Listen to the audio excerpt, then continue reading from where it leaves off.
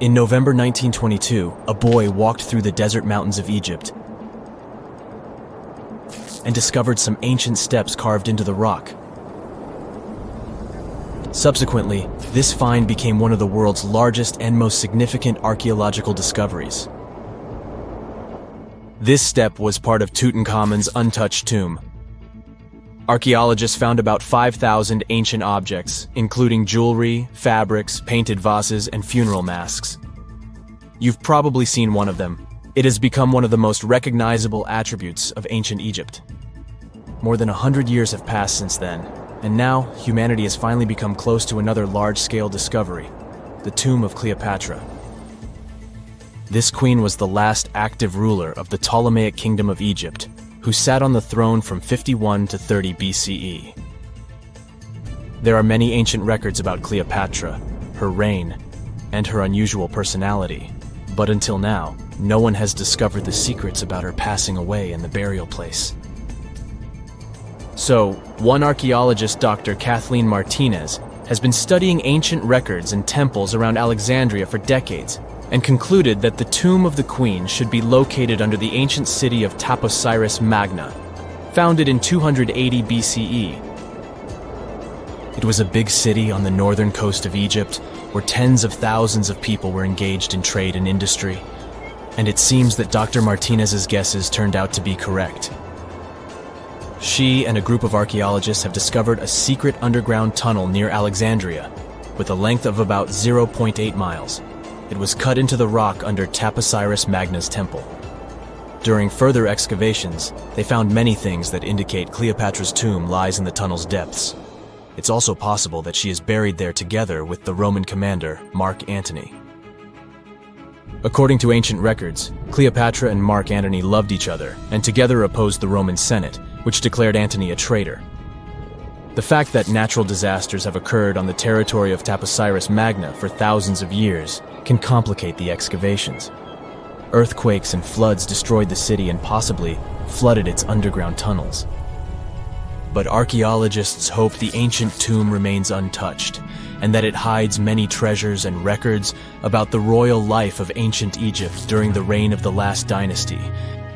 There's a chance that excavations will go underwater and in the mud. This will require much time and funding, but archaeologists are sure it's worth it.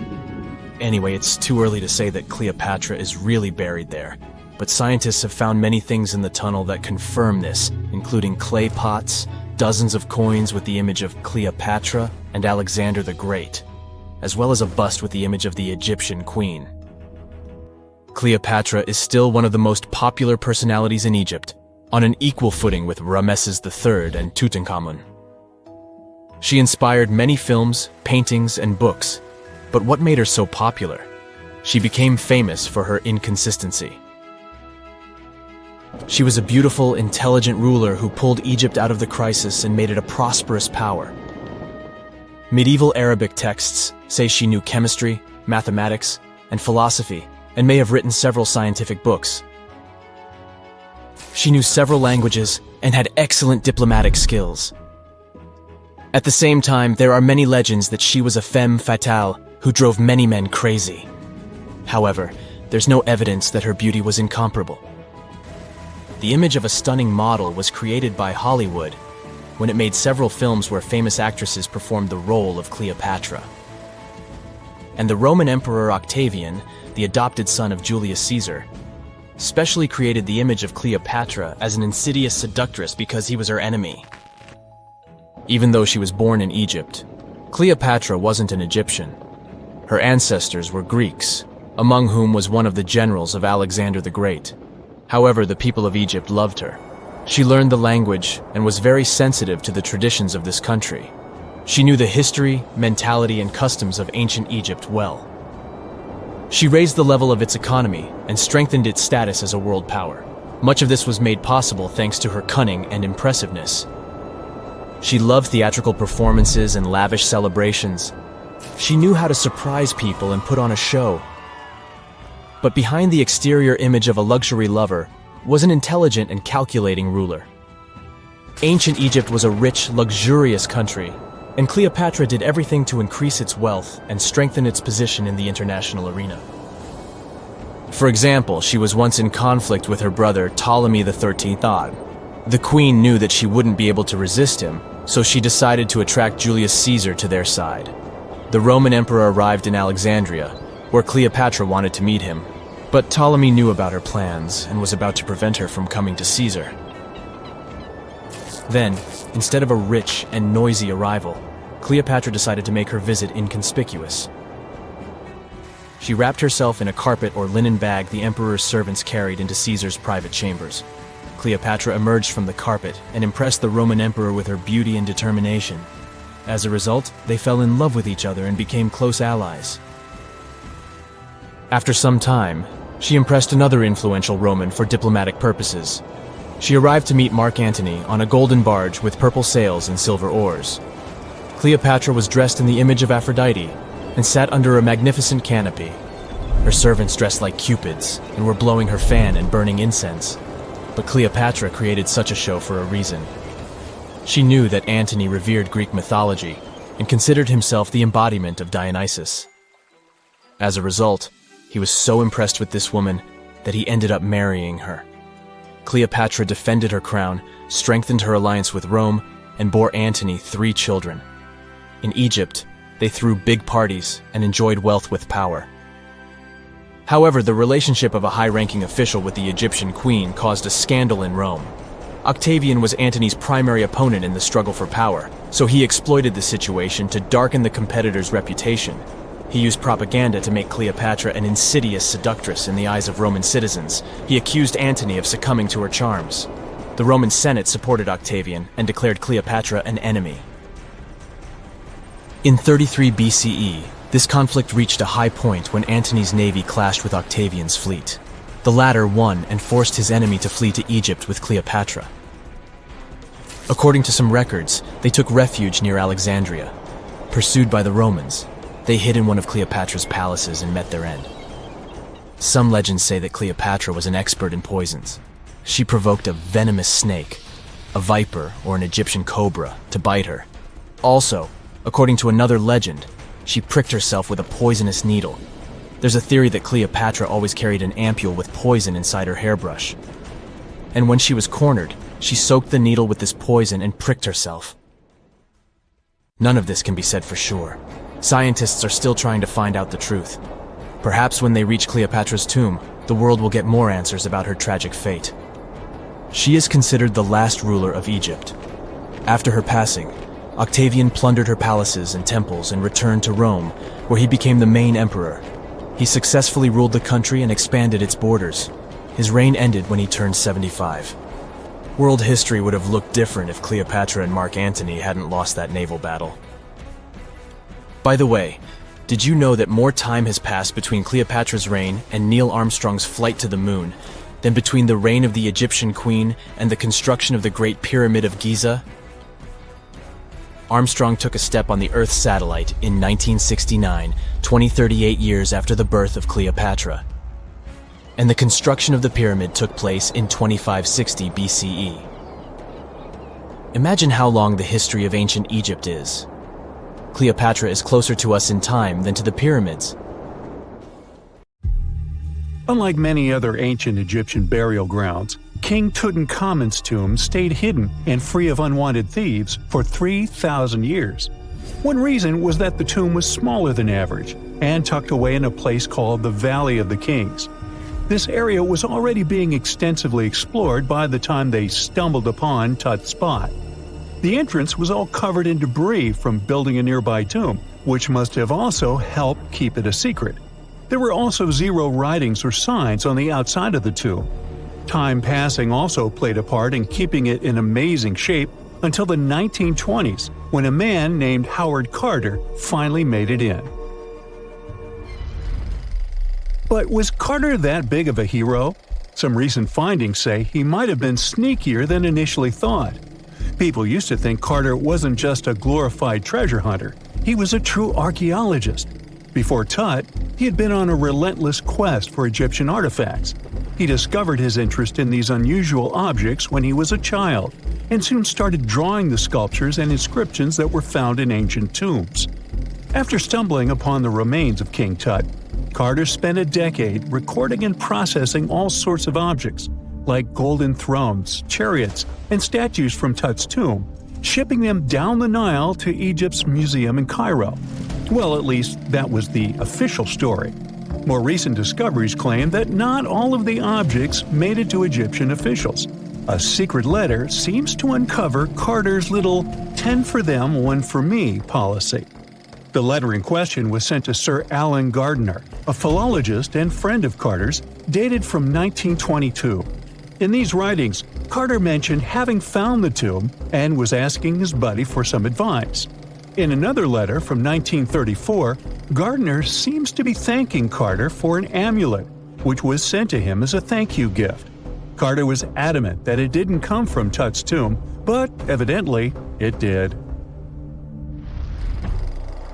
Even the British director of the Egyptian Museum was onto Carter's sneaky endeavors, but couldn't prove it.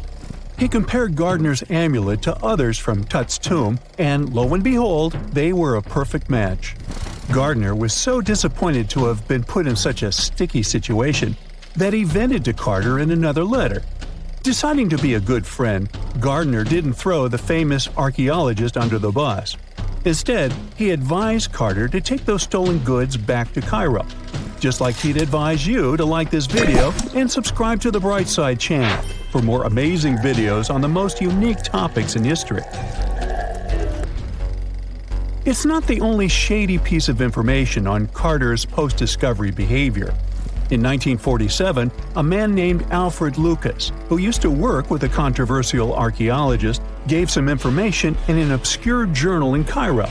He claimed that Carter sneakily cracked open the burial chamber door himself. Then he sealed it back up like nothing had happened before the official uncovering. Now, why would he do that? Well, the same theory suggests that Carter and his crew might have entered the tomb early so they could get their hands on some ancient goodies. Obviously, these people couldn't risk having such objects sold while they were still alive, but made sure they were auctioned off after they passed. Carter, though, never confessed to anything. He made no official denial either, but the Egyptian government couldn't risk any more mysterious disappearances, so they prohibited him from entering the tomb for a while. Some have connected this apparent stealing to the curse of King Tut. If you've never heard of it, know that it became quite the scary tale soon after King Tutankhamen's resting place was uncovered. It claimed that anyone messing with the tomb of the boy pharaoh would face some serious bad luck. It's not all dramatic like a mummy going on an aggressive spree, but word got out that the people involved in disturbing King Tut's lair met some mysterious, untimely ends. The main untimely passing related to this supposed curse is that of George Herbert, the 5th Earl of Carnarvon. He was this British aristocrat who helped fund the search for the tomb. He passed away just a year after the tomb was opened. Now, people love to call it mysterious, but it turns out that Herbert was already in pretty bad shape health-wise when he got to Cairo, and he ended up getting taken down by a regular disease. Now, let's talk numbers. There were a lot of people linked to this tomb opening – security guards, archaeologists, and supporting staff. And sure, a few of them did pass not long after the tomb started receiving visitors. As much as we'd like this curse to be true for the sake of, good storytelling, statistically, if you have a bunch of people connected to opening a tomb, you'd expect some passings just by random chance. The average lifespan for those supposedly targeted by the ancient curse was more than 20 years after the spell was supposed to kick in. Herbert's daughter even lived until the 1980s, that's half a century later.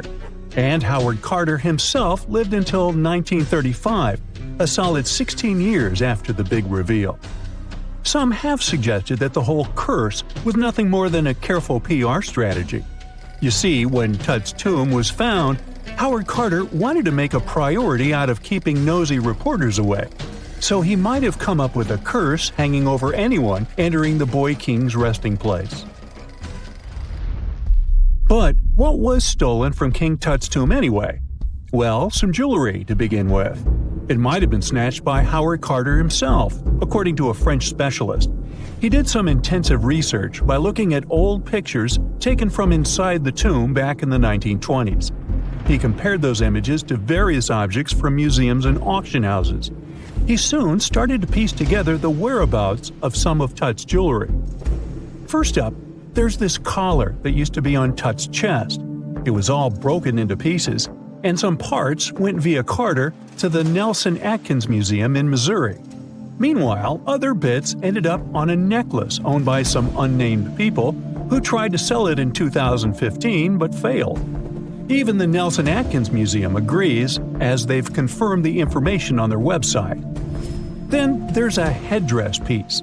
Some beads from it that once belonged to Tut apparently got stolen by Carter too. They were also strung into a necklace and are now being held at the St. Louis Art Museum. Another fancy collar made out of glazed ceramic magic spent some time at the Met, far away in New York.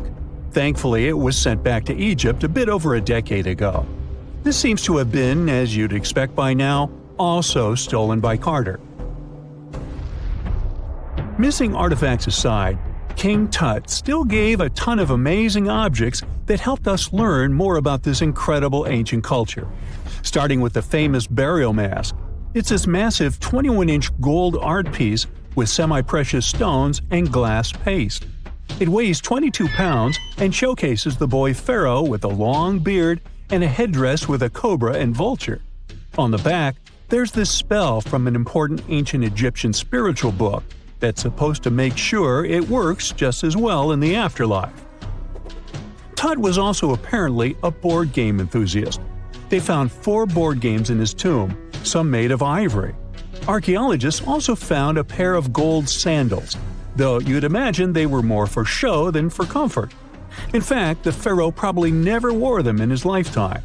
Now, speaking of fashion items, it turns out Tut was quite the fancy ruler. They even found a mannequin in his tomb that was used to pick out, adjust, and store his outfits and jewelry. The boy king seemed to have also enjoyed some music, based on the 2 trumpets historians found in his tomb. Though they were played back in 1935 in a BBC broadcast, the instruments are today considered too fragile to be maneuvered. The ancient city of Taposiris Magna is hidden on the northern coast of Egypt. These days it has very little of its former glory, but what lies beneath it may hold the secret to uncovering a famous mystery, that of Cleopatra, the most memorable Egyptian queen in history. The recently discovered tunnel is also known as a geometric miracle for its time.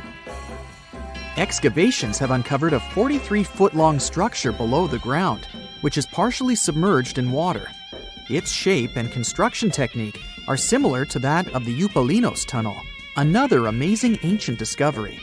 This one is located in Greece and was built by excavating simultaneously from 2 points, aiming to have them meet in the middle. The use of math and geometry to make this construction was astonishingly precise for those days, more so since it was built near a mountain. Archaeologists that have been working on the Taposiris Magna site since 2004 believe this tunnel may lead to the lost tomb of Cleopatra. The clues they found so far seem to back up this theory. For starters, the city and its temple were built by one of Cleopatra's ancestors, Ptolemy II. All the architecture seems to indicate it was dedicated to the ancient spirit Osiris and his queen Isis. Throughout her reign, Cleopatra did try to associate herself with Isis, so it may be no surprise she chose this location as her final resting place. Scientists have yet to pinpoint Cleopatra's tomb, but research continues with the help of modern technology. To study this location better, archaeologists have even used a special device called ground-penetrating radar. This tool allows us to analyze what lies beneath the ground without being intrusive. Since this tunnel is so old, research needs to be done very delicately. Seeing pictures of what's underground before you start digging is incredibly useful and has been done here since 2011. Finally discovering Cleopatra's tomb may help us piece together her story, especially what might have happened during the last portion of her life, which is still surrounded by mystery. we still don't know the exact cause of her passing. Some believe she may have let herself be bitten by a poisonous Egyptian cobra. Others have suggested that she was well accustomed to toxic substances, even hiding some in her hairbrush in case she ever needed it. But that's not to say she chose to use it on herself. We do have a lot of other interesting information on Cleopatra that's equally as impressive, like the fact that she had a stylist. Most of the images you've seen depicting this famous queen show her wearing black eyeliner. This look was put together by Iras, a woman known to have been her personal beautician. She traced the long line from her eyes to her temples, a makeup technique still used today to enhance the eyes. Iras was an important figure throughout Cleopatra's life, known also as her confidant and close friend. There are even theories that suggest Iras was there by her side when she passed away. Despite her well-thought-out looks, Cleopatra wasn't as pretty as she's described. Or at least, that's what recent research has pointed out. Sure, if we look at movies and modern imagery, she's depicted as this incredibly beautiful woman with symmetrical and delicate features. However, if we look at coins showcasing her image from back in the day, her looks are rather average. Her image on the coins might have been adjusted, too, to make the queen look stronger in the eyes of her people.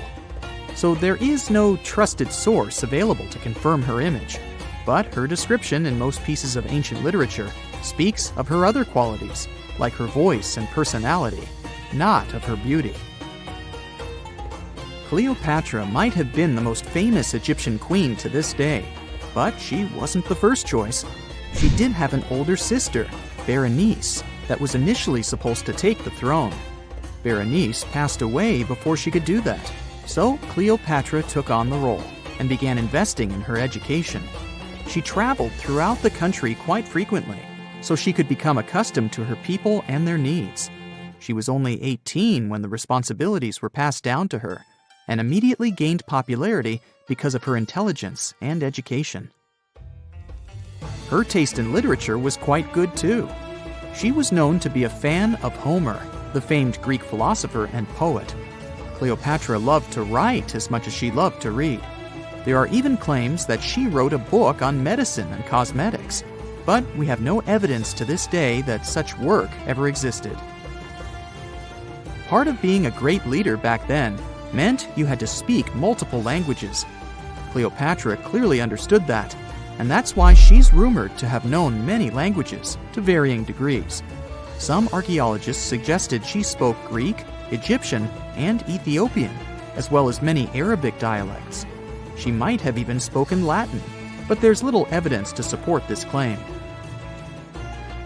She might not have had angelic looks, but Cleopatra was really careful with the way she looked, even with her diet. She was known to have enjoyed simple meals, including a variety of fish. Since she lived close to the Mediterranean Sea, it's really no surprise. As a treat, she liked to eat stuffed pigeons, which she also served to her guests. Other dishes on the menu included vegetables and fava bean soup. Fruits and nuts weren't missing from her diet either, and she was also a big fan of honey. Recently, a team of experts has even tried to recreate her famous perfume. Think of it like the ancient equivalent of Chanel No. 5. Cleopatra was known to be a fan of luxurious scents, which she believed could even influence how people treated her when they met. The basis of this scent is myrrh, a resin gathered from a local tree. Other ingredients added to the mixture were also found back in the day, like cardamom, olive oil, and cinnamon. The results may not be quite as delicate as the perfumes we know and use today. Its consistency was way thicker, and the scent lasted way longer. When she was at the height of her power, Cleopatra might have been the richest person in the world.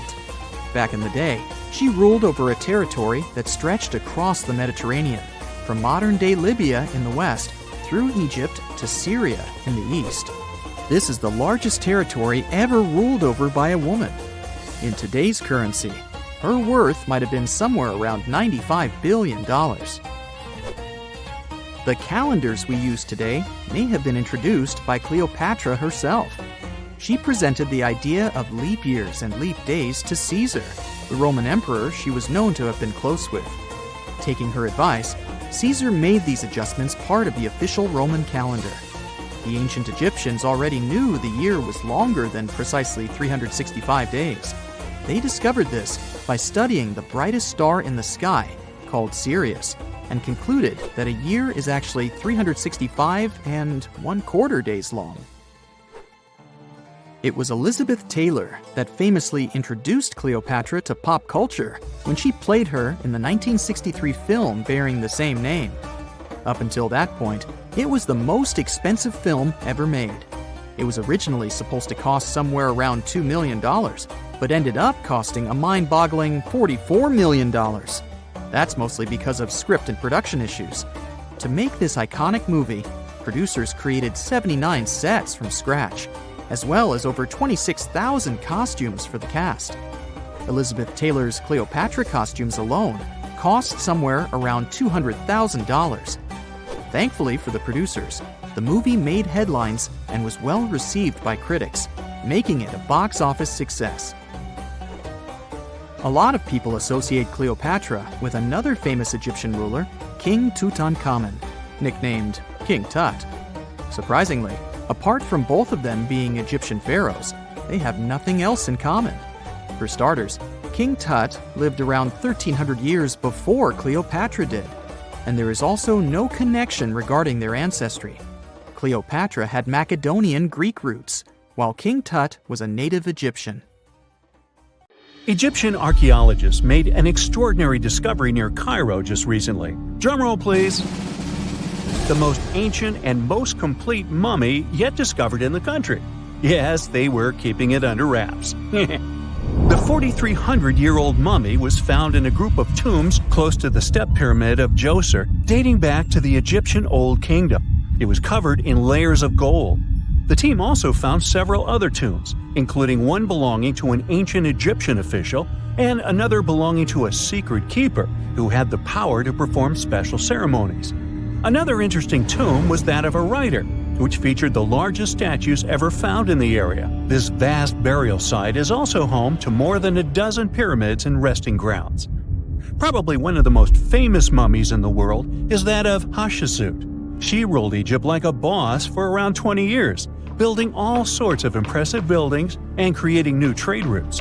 But when archaeologist Howard Carter found her tomb in the Valley of the Kings, her sarcophagus was empty. However, Carter did find 2 coffins in another tomb, one of which belonged to Hatshepsut's wet nurse and the other to an unknown woman. In 2006, a team of specialists decided to investigate whether that mysterious lady was the queen herself. They found a molar tooth in a wooden box with Hatshepsut's name on it, and when they compared it to a gap in the mummy's mouth, it was a perfect match. Ramses II was a pretty impressive ruler, but it was his mummy that eventually made history. Now, we don't hear too much about his daddy. Okay, I'll stop. Ramses is considered to be the most powerful pharaoh in all of Egypt, as he reigned for a whopping 6 decades. He also lived to be over 90 years old. Now that's pretty amazing, considering the time he lived in. Ramses II supposedly had over 100 offspring too. Talk about a big family. When he passed away, his body was originally buried in the Valley of the Kings, but some sneaky guys tried to rob his tomb of all his treasures. Officials back in the day weren't having any of that though, so they moved his body to a secret location to keep it safe.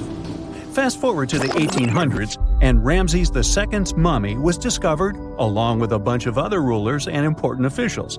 But it wasn't in the best condition, so archaeologists flew it to Paris to get it, pampered. Problem was, he couldn't just be transported into another country. The only solution available was to give Ramses II his own passport. His occupation was listed as king, and the document even featured his photo. Most mummies aren't necessarily known for having the most hydrated skin.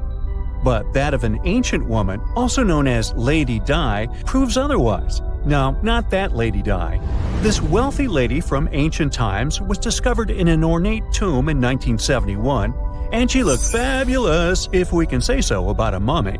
Thanks to the special conditions in her tomb, like the moisture in the environment and the lack of oxygen, her body was almost perfectly preserved. Her skin was soft, her hair was on point, and she was still flexible. The museum that now proudly displays her mummy also shows a ton of fancy items that were buried with her, like dinnerware and musical instruments.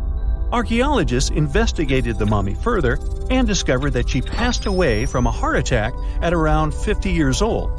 Even though it hasn't been around for over 2,000 years, Lady Di is still making history. The mummy of Otzi the Iceman was discovered in the Alps in 1991. Austrian authorities initially thought he was a modern mountaineer because he was so well preserved. Turns out, he was actually from the Copper Age. He was found in a mountain pass over 10,000 feet above sea level. Through studying his mummy, we've learned so much about life in Copper Age Europe. For example, we know that he was a native of Central Europe and enjoyed eating meat. He also suffered from arthritis, narrowing arteries, and intestinal problems. But he likely used acupuncture and medicinal herbs to treat these conditions. And apparently, he was pretty handy with tools. He sharpened them just days before his untimely demise. Who knows if he was expecting trouble or just getting ready for some routine work. Now, King Tut and his story is most likely the one that made all mummies famous. This pharaoh passed away at the young age of 19, more than 3,000 years ago. But his mummy is still one of the most well-known in the world. When his tomb was opened in 1922, people went wild because it was still intact, unlike many other royal tombs. It had some seriously blinged-out coffins, including one made of solid gold. Not only did Tut's tomb give us a glimpse into ancient Egyptian history, but his mummy also taught us a lot about the time he lived in. DNA analysis helped identify his parents and revealed that the pharaoh had a rare bone disorder that might have made walking a bit tough. Now, Ginger is most likely one of the coolest mummies you'll ever hear about. He's like a time traveler from 5,000 years ago who's still looking fly with his golden hair and perfectly preserved nails. Ginger was discovered in Egypt and is believed to be the earliest known mummified body. Before people even knew about mummification, they used to place bodies in shallow graves in the hot, dry sand. And since the sand absorbed all the water, bacteria couldn't reproduce and the body was preserved naturally. Now, scientists are not sure if Ginger's preservation was intentional or not, but since he was buried with some pottery vessels, it's likely that whoever buried him knew some serious preservation techniques. If you want to meet Ginger in person, he's currently chilling at the British Museum. One Dutch art collector bought a statue from Asia and ended up finding a weird discovery. The statue contained a mummy hidden inside. Unfortunately, the body was too fragile to move, so they had to leave it there. The coolest part is that this mummy is over 1,000 years old and was on display for 200 years before being encased in the statue. When scientists did a CT scan, they found out that the mummy was filled with paper scraps covered in writings. Experts think he might have done this thing called self-mummification, which is a pretty intense process involving a special diet and tea that makes your body less prone to bacteria. Only a few people could handle this ritual, and those who managed to do that were seriously respected. No other Egyptian queen has baffled scientists and historians like the stunning Nefertiti. Based on her statues, she was known for her slender neck, wide eyes, and high cheekbones. Her name translates to "the beautiful woman has come." Talk about living up to your name, huh? Even though she wasn't a pharaoh herself, Nefertiti still managed to leave a lasting impression. Written records suggest that, as a wife and queen, she held an incredibly influential role. Because of her power, she was indeed admired, but she also managed to make quite a lot of enemies throughout her life. She was also related to King Tut, but not biologically. Rather, she was his stepmother. So far, locals have yet to identify her mummy, but that may soon change. A local Egyptologist who has been busy excavating tombs in the Valley of the Kings has found two mummies that he believes could be Nefertiti and her daughter. According to specialists, we may soon finally get a definitive answer about the identity of these two mummies. And if one of them does turn out to be Nefertiti, we could be in for a real treat. DNA analysis and CT scans of the mummy could give us the most complete and accurate image of the queen that we've ever seen. It's crazy to think that we've only scratched the surface of what lies beneath modern-day Egypt. Nefertiti ruled during a time of great power and prosperity in Egypt, but unfortunately passed away in a period of social turmoil, leading to her gravesite being lost. Now, where's my mummy? For more than 3,000 years, the gold mask of Pharaoh Tutankhamun stayed hidden in the Valley of the Kings. This artifact, which stands about 21 inches tall, shows how skilled and artistic the ancient Egyptians were. But nobody expected that X-rays would reveal its biggest secret. King Tut was the last ruler of his family during the 18th dynasty. He took the throne at just 9 years old, but ruled for only 10 years before he passed away unexpectedly. If we're being honest, back in ancient Egypt, he was mostly forgotten by the rulers who came after him. His tomb wasn't a big deal for them, so much so that even the grave robbers forgot about him. It might sound a bit sad, but the truth is that it was actually great news for us. Since his tomb was practically forgotten, it ended up being perfectly preserved. While the other tombs in the Valley of the Kings were looted, his remained sealed and untouched. So, when it was discovered back in 1922, it had over 5,000 precious objects inside. That made Tutankhamun basically an instant celebrity and one of the best-known pharaohs nowadays. Among the treasures was the most stunning piece, his golden mask. This mask is said to be an exact image of the king's face, or at least it was supposed to be, but we'll get to that later. The purpose of this accurate representation of his face was to make sure that his soul would recognize him in the afterlife and return to his mummified body. In ancient Egyptian beliefs, this would allow him to continue living in the afterlife. The details of the mask clearly looked incredibly difficult to create, but people didn't realize how complex it truly was until many years later. The first X-rays of the mask were taken in 1967. Back then, the main reason for these scans was practical – conservation. The mask was heading to Paris for an exhibition, and it was the first time it had ever left Paris. This would help them keep track of any changes during the exhibit. Plus, the images could give clues about how the mask was made. But back then, they probably didn't fully realize just how complex its construction was. I mean, Egyptian goldsmiths didn't use modern soldering techniques. So, how did they make this mask? New X-rays taken in 2007 gave us some answers. It turned out the Egyptians didn't use pure gold, which is 24 carats. The mask was actually made of 23-karat gold, meaning it was mixed with another material.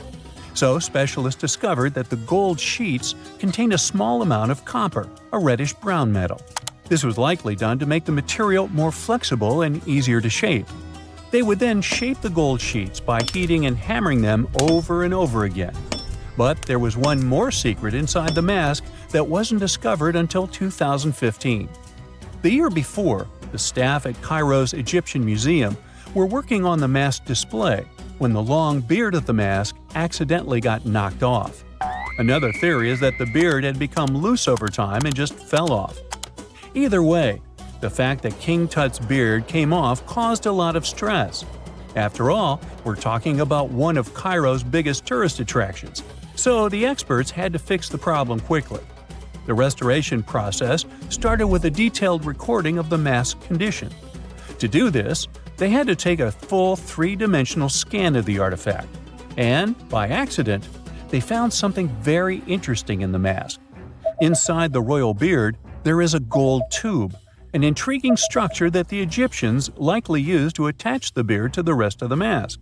And that proved, once again, that the process of making this mask was even more complex than experts thought. But the mysteries don't stop there. Remember how we mentioned that the mask was thought to perfectly represent King Tutankhamun's face? Well, that might not be entirely true. Some popular theories suggest the mask was never meant for him and was actually made for someone else. A study published in 2015 suggested the mask was originally made for a female pharaoh, his supposed stepmother, the famous and beautiful Egyptian queen Nefertiti. The biggest clue comes from an inscription on the mask. At first glance, it seemed to belong to Tutankhamun, but after a close examination, researchers noted that something else was actually written underneath King Tut's name. The royal name stamp seems to have been altered, and originally it had something written on it that translates to Queen Nefertiti. There is another feature of King Tut's golden mask that was overlooked for years, which adds even more mystery. As we mentioned earlier, experts believe he wasn't respected much by the pharaohs who came after him. And one of the clues that made archaeologists think this is the pierced ears on the mask. Some researchers believe that King Tutankhamun wouldn't have worn earrings after he was a kid. So, according to their theory, by the time he passed away at 18, he shouldn't have been represented with pierced ears. This could also support the idea that the mask originally belonged to Nefertiti, or maybe to someone who wasn't even connected to King Tut. But the mask isn't the only source of mystery. In fact, his whole tomb is full of puzzles. Recently, historians found a sign that the place where King Tut was supposed to be buried was changed at the last minute. For years, experts wonder why a pharaoh who ruled for 9 years ended up in such a simple tomb. When compared to the grandeur of other pharaohs' tombs, his tomb seemed, well, a bit plain. The idea that a king like Tutankhamun would have such an unremarkable resting place just doesn't match up with the power and importance he must have had in ancient Egypt. So, what happened? Well, apparently, this might have something to do with his successor, Pharaoh I. After King Tutankhamun passed away, researchers believe that I made sure to erase him from Egypt's history. So, one theory suggests that he was probably behind the quick decision to place King Tut's body in a smaller, less impressive tomb. When experts looked at I's own tomb, they found something interesting. There is a large wall covered in painted baboons. This is the same type of artwork found in Tutankhamun's tomb. It seems like the same person might have chosen the artwork for both tombs. Now, the design and decoration of the two tombs are almost identical, suggesting there was a shared hand behind both. But there is one key difference. I's tomb is fit for a king. It's much bigger and more impressive, even though the style and artwork are similar to what you see in Tutankhamun's tomb. So the theory suggests that I decided what went into both tombs. Since Tut passed away unexpectedly at a young age, his grand tomb wasn't finished in time. Normally, pharaohs start building their tombs while they're still alive to make sure everything is perfect. But Tut passed away when he was just 18, so there wasn't enough time. I may have taken advantage of the situation, ordering a smaller tomb for Tut and keeping a larger one for himself. Experts believe this theory explains why Tutankhamun's tomb is so simple and how I managed to wipe his memory from history so easily. But in the end, the story of King Tut's mask and tomb is full of mystery and intrigue. Each new discovery sheds more light on what really happened all those years ago. But one thing is for sure, the secrets of ancient Egypt still have much to reveal, and King Tutankhamun will continue to fascinate people for years to come. It's nighttime, and you're about to walk inside Pharaoh Tutankhamun's final resting place. You know, King Tut. You don't have a torch, but at least you came with a flashlight. You walk down several flights of stairs and observe how the walls are carved in hieroglyphics and what looks like a spell. Those who take anything from this place will be doomed for life, the spell says. Even if you don't really believe it, this scares you a little bit. You find a huge stone door. Is it a trap? You manage to open it, but oh no, it's only an empty chamber. You check your map. It seems like you're heading in the right direction. After what feels like hours, you realize you must be trapped inside a labyrinth. You try to retrace your steps, but you can't find the door where you came in from anymore. That's it, you think to yourself. You've fallen for the Pharaoh's trap. What's worse, you didn't bring a lunch. Okay, so we've all seen Hollywood movies where the main character is exploring ancient ruins and faces some seriously dangerous traps, right? We've been told Egyptian royalty protected their final resting places with venomous scorpions and snakes, sliding doors that will trap you for life, and giant rolling boulders that will crush anyone on their paths. The thing is, were these traps truly real? Well, I regret to be the one to break it to you, but this is all fiction. These elaborate traps were too technologically advanced for ancient civilizations to pull off. That is not to say, however, that there weren't any traps at all. Ancient civilizations, like the Egyptians and the Mayans, are known for their practice of building entire monuments dedicated to the ones who had passed away. These structures would often reflect the position of person occupied in society. So, for the really important people, the VIPs of their times, massive monuments were built to host their bodies long after they were gone. Some of these civilizations believed that a person's life would continue on the other side of the veil. For that reason, a person would be buried together with the belongings of their current life. If they had a lot of money and power and stuff, that meant their resting places would be filled with riches and gold. Now imagine if you lived in ancient Egypt and you knew exactly where all the pharaohs' tombs were located and had heard rumors of the amount of wealth kept in these places. Maybe you would be tempted to go check it out, right? We're talking about large rooms filled from floor to ceiling with golden artifacts, jewels, and even money. I mean, it does sound tempting. And since there weren't any security guards protecting the entrance of these places, Egyptians needed to get creative as to how they would protect these riches. These old civilizations found some traps to be useful. A recurring one was building empty rooms inside the monument to confuse a burglar. Now, let's take a look at Amenhotep III's final resting place as an example. It was built in the city of Luxor, in a spot also known as the Western Valley of the Kings. Two French engineers originally discovered the monument between 1905 and 1914 CE. The structure is huge and has more than 10 chambers, connected by long corridors and steep stairways. The King's Chamber is the most hidden one, and for an outsider to try and find it, they will probably enter a lot of empty rooms beforehand.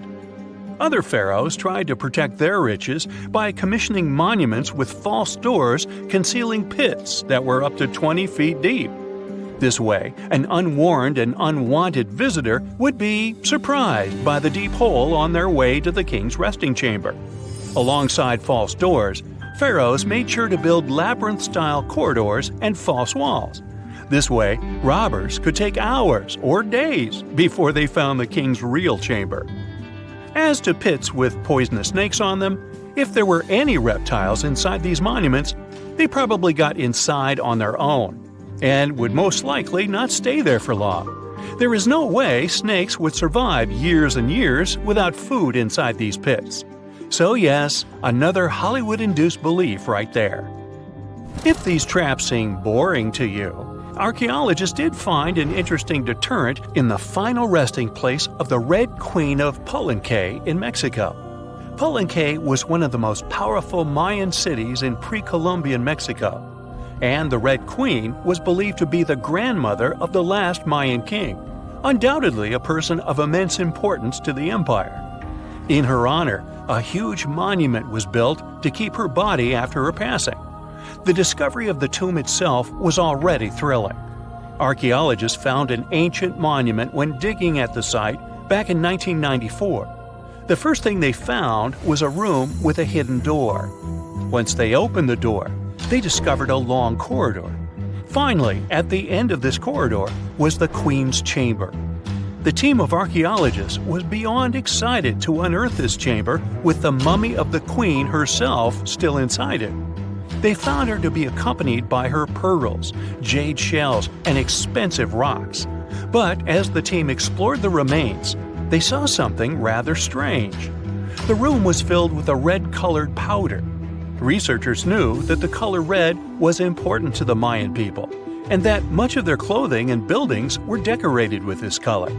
But they didn't understand why the queen was buried with this unknown red substance. After they took a sample back with them for further analysis, they discovered that the red powder was cinnabar, a very dangerous mineral. This powder, when inhaled, can cause, shall we say, severe health damage to a person. The team concluded that this could only be a trap for anyone trying to steal her riches. Okay, so dangerous powders might have worked as the most intense traps we've seen until now.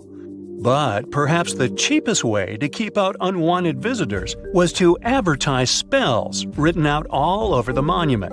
We'd probably laugh at these today, but back in the day, they were more or less effective. Spells usually said that the person who took anything from that place would meet a tragic fate. Some spells said that robbers would lose their houses in big fires or terrible floods. Other spells said burglars would have incurable and undiagnosed health issues, but they weren't really enough to stop people from taking any gold. There are some stories surrounding how these spells might have been real. One of them is from the famous British Egyptologist Howard Carter, the one responsible for unearthing Pharaoh Tutankhamen's resting place in the 1920s. After months of unsuccessful digging, Carter discovered the tomb's existence by chance. He found the entrance to a stairway right beneath the soil where he had been searching all those months. With the help of a team, he cleared the piles of sand blocking the stairs and discovered a doorway. The door had several royal symbols carved into it, and Carter knew this could only mean a very important person had been buried there. And he was right. With a chisel, he made a hole in the top left-hand corner of the doorway and lit his vision with the help of a candle. He couldn't believe what he was seeing, the reflection of several golden and jeweled items crowding the chamber before him. Lost for 3,000 years, Carter had just discovered the final resting place of King Tut. But the story didn't finish here. This discovery was accompanied by a series of unfortunate events that led people to believe it had something to do with the pharaoh's spell. Carter himself mysteriously passed away just a few years later, and some of his assistants lost their houses in floods, just like one of the spells threatened. Some say it's just coincidental, as there's no real proof of these things being connected. Well, what do you think? Was this an effective trap after all? When you hear the word mummy, you might get a chill down your spine. That's because most of us associate this word with those creepy characters we've seen in some scary movies. But in reality, mummies have helped us understand a lot about ancient civilizations, their rulers, and about how people used to deal with losing their loved ones.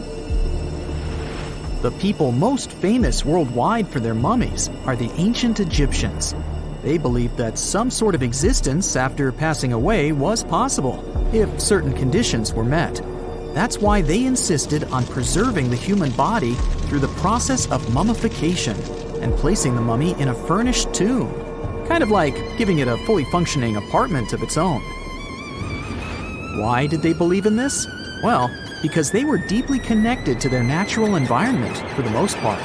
They saw the natural cycles around them, like how the sun rose every day, followed by the moon, or how new life was always sprouting from plants, even after they had wilted away. They also believed that the powerful spirit Osiris, who represented the cycle of passing away and resurrection, played a role in this process.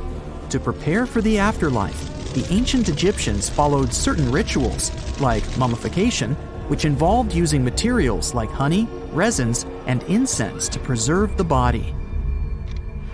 There's no other mummy more popular than that of King Tut. He was a young pharaoh who ruled over 3,000 years ago in Egypt. The problem with discovering ancient royal tombs is that most of such burial sites were previously robbed. People knew ancient rulers had been left with many valuable belongings, so those locations became vulnerable to thieves. When King Tut's tomb was opened in 1922, people were excited because it had not been robbed, like many other previously discovered royal tombs. That's how well hidden it was.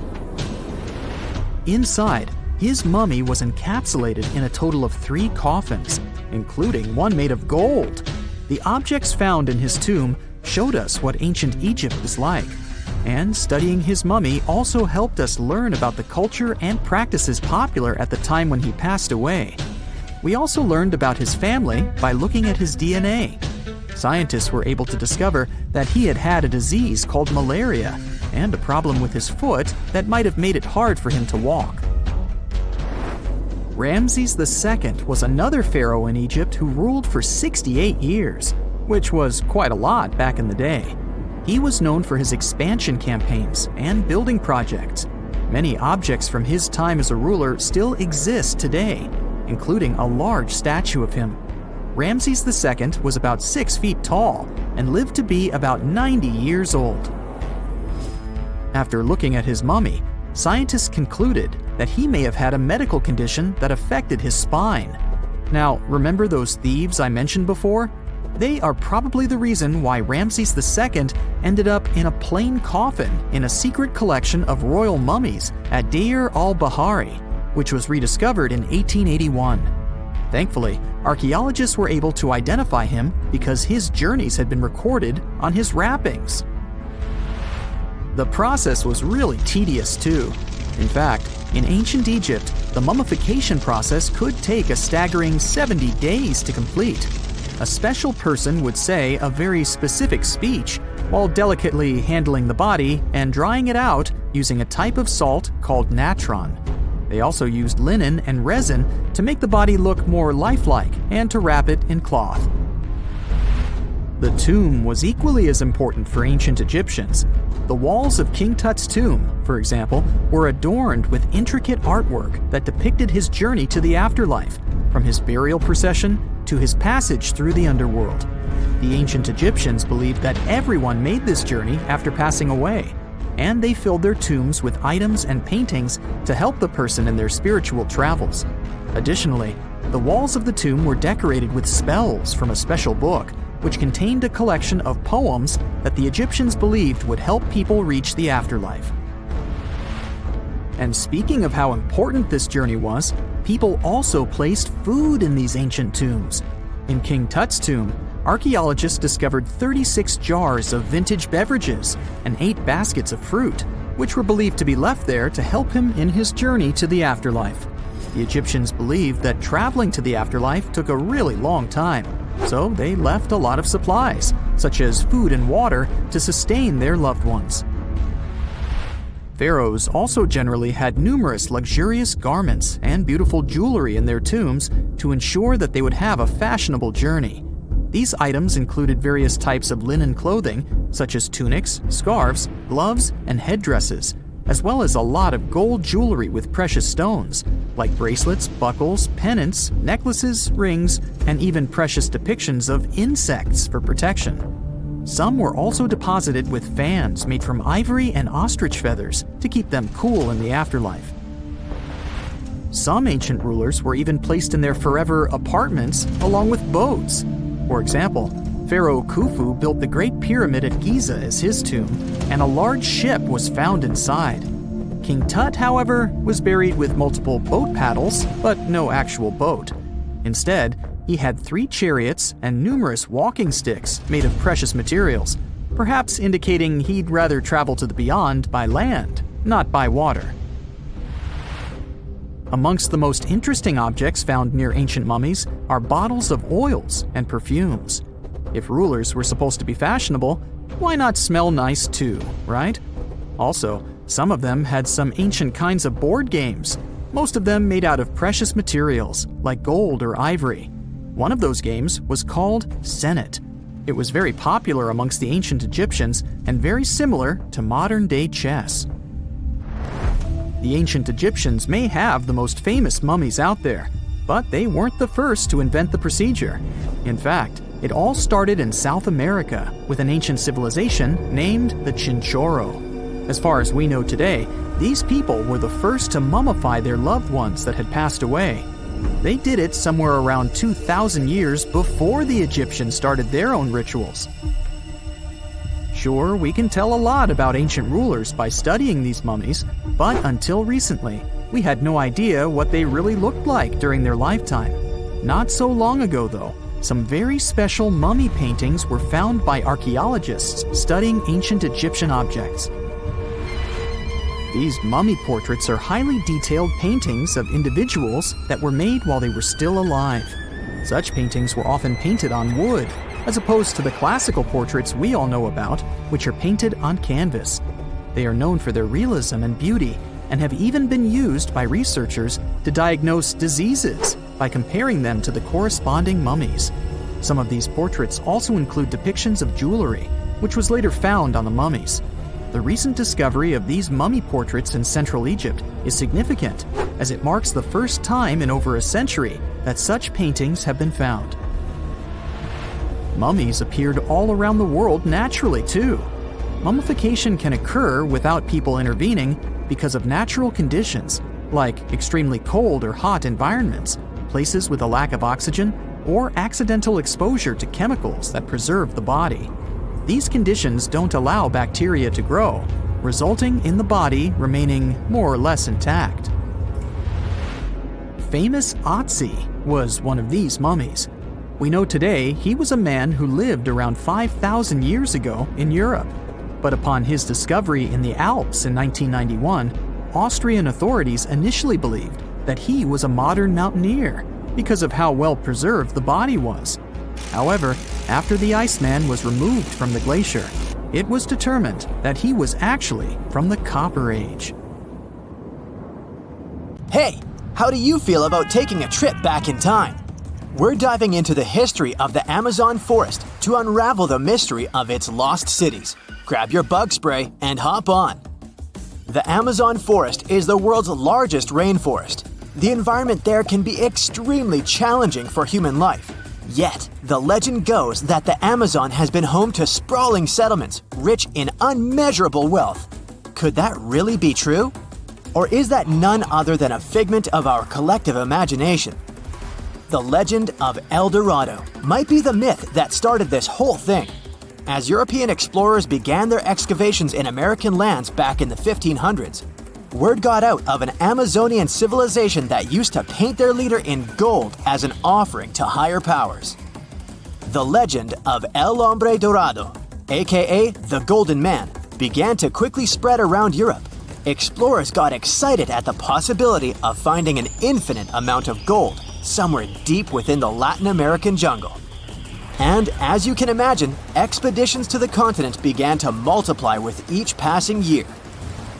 It didn't take long before explorers found this civilization. They were known as the Muisca people and were located in Colombia, near Lake Gudavia. The Muisca people had a tradition of painting their leader, aka the Zipa, from head to toe in gold. In a ceremonial gesture, the Zipa would swim into the river, spreading gold dust all over the lake. For the Muisca, this was their way of acknowledging and thanking the higher powers of the universe they believed in.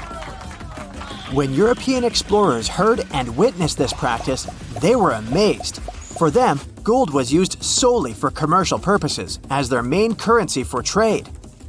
This made them think that the Muisca people must have stacks and stacks of gold hidden somewhere in the jungle for them to use it so abundantly.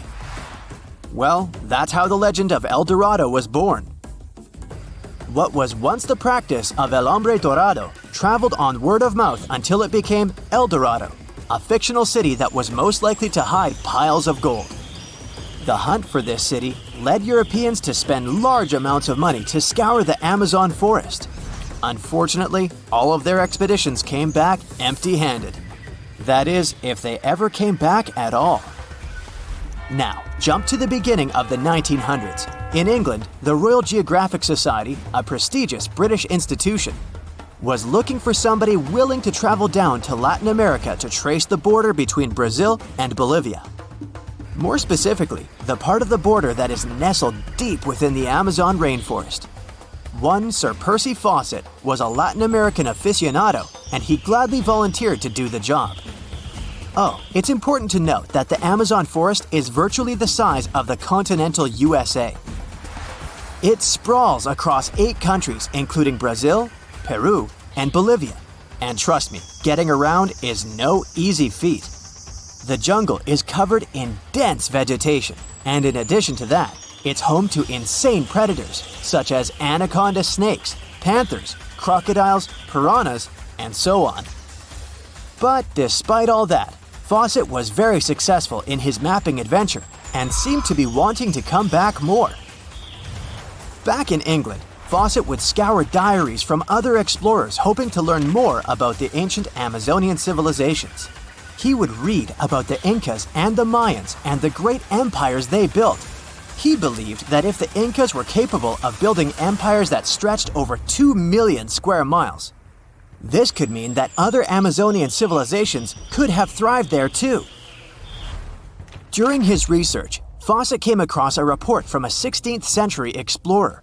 The report told of a city deep within the Amazon forest that held unimaginable quantities of minerals. A town that stretched for 15 miles without any space from a house to house.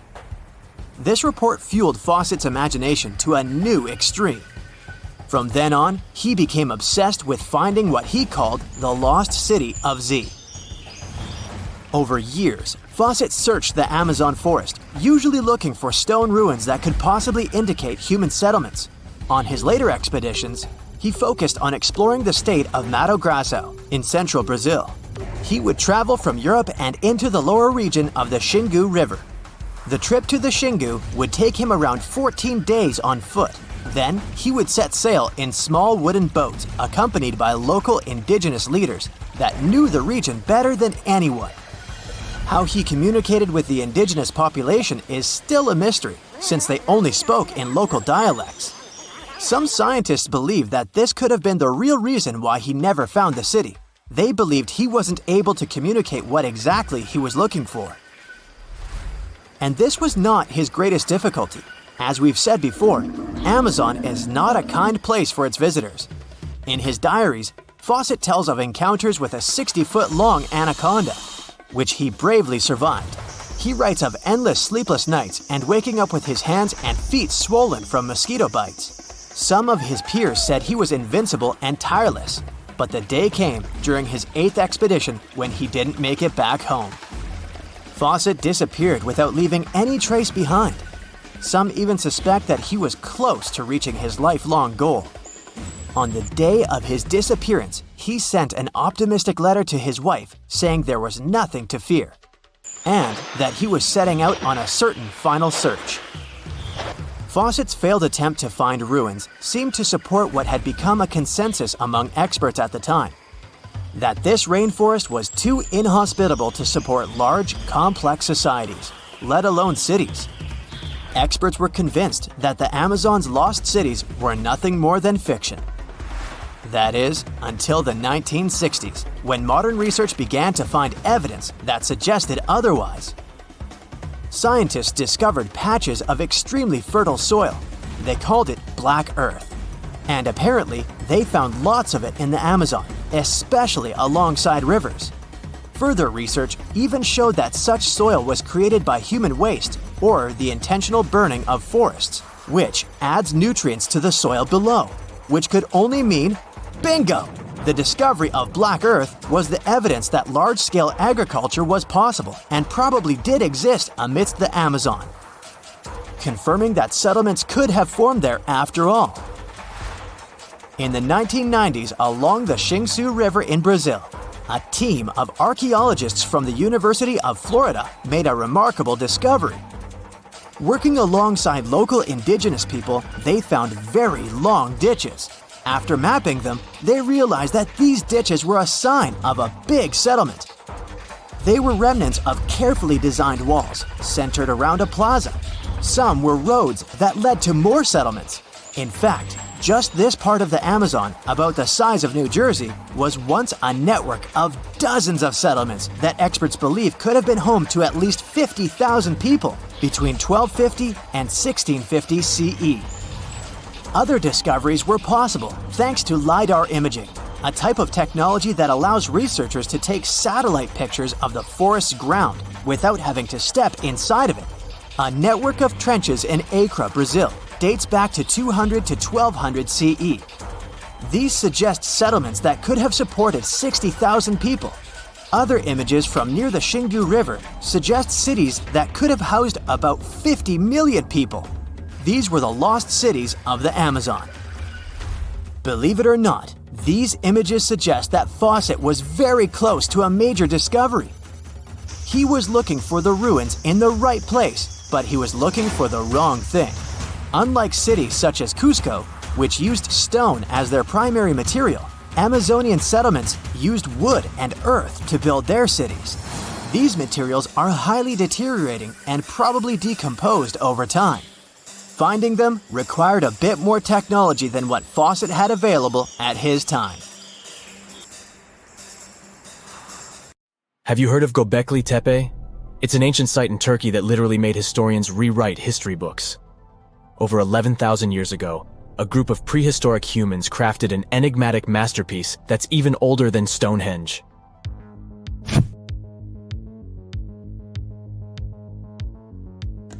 Before its discovery, archaeologists believed that people didn't know about iron and weren't good at making pottery. They were sure that settled life only emerged with the need for agriculture. But Göbekli Tepe changed this belief.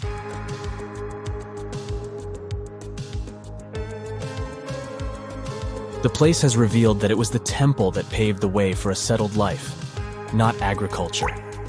Until this discovery, researchers believed that farming was the catalyst for sedentary living. Meet Professor Schmidt, the guy whose findings changed this theory.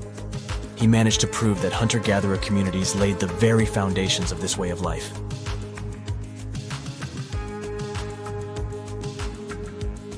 Back in the 1960s, other archaeologists visited the area, but they totally missed the mark. While surveying the region, they stumbled upon a hill with scattered limestone slabs and concluded it was just an old burial ground from medieval times. Little did they know that there was so much more to uncover.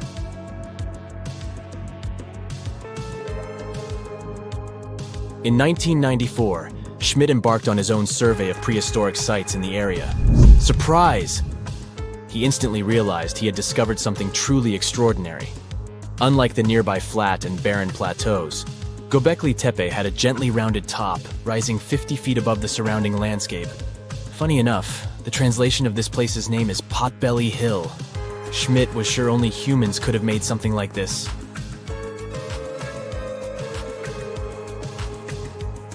Those broken limestone pieces that were mistaken for gravestones turned out to be way more exciting. It was like stumbling upon a hidden treasure. The pieces took on a whole new meaning, and Schmidt with his team was about to dive into the secrets waiting beneath the surface. To their surprise, they found no traces of a settlement. No hearths for cooking, no houses, and none of those adorable clay figurines commonly found in nearby sites of similar age. However, they uncovered that those ancient people used tools like stone hammers. So, Schmidt and his team put their heads together and took a wild guess at the age of Göbekli Tepe's stone structures. Their estimation got backed up by some limited carbon dating done right at the site. The ancient vibes of this place were finally starting to make sense. It was like a puzzle slowly coming together.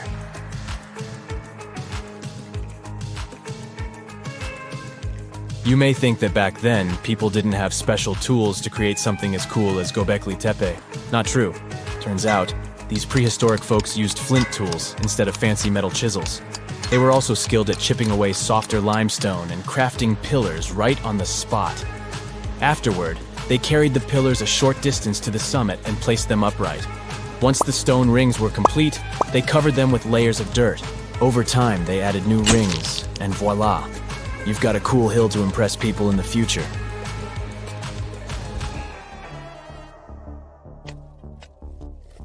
During their first year of excavation, the team went through 15,000 pieces of animal bones from wild creatures. These people didn't have pet animals or grow their own food. They hunted wild animals for their meals. But things were about to change because the place had everything they needed to start farming. Scientists say they had wild sheep and wild grains that could be domesticated. And guess what? Just 20 miles away, geneticists found evidence of the world's oldest domesticated strains of wheat at a prehistoric village.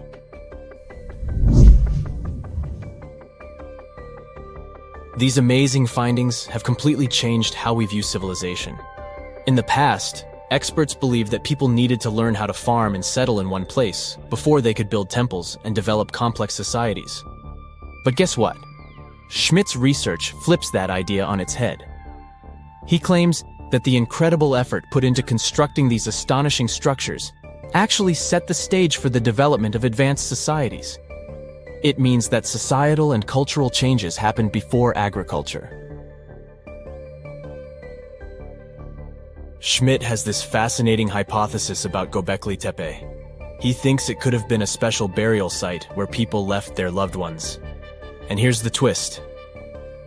The burial site was adorned with fancy statues and symbols representing deities from the spiritual realm.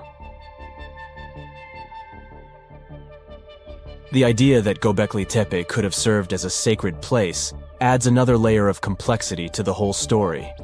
While the site's true purpose may remain elusive, Schmidt's insights invite us to consider the profound interplay between life and the afterlife, and the deep reverence ancient hunter-gatherer societies may have had for their departed ancestors.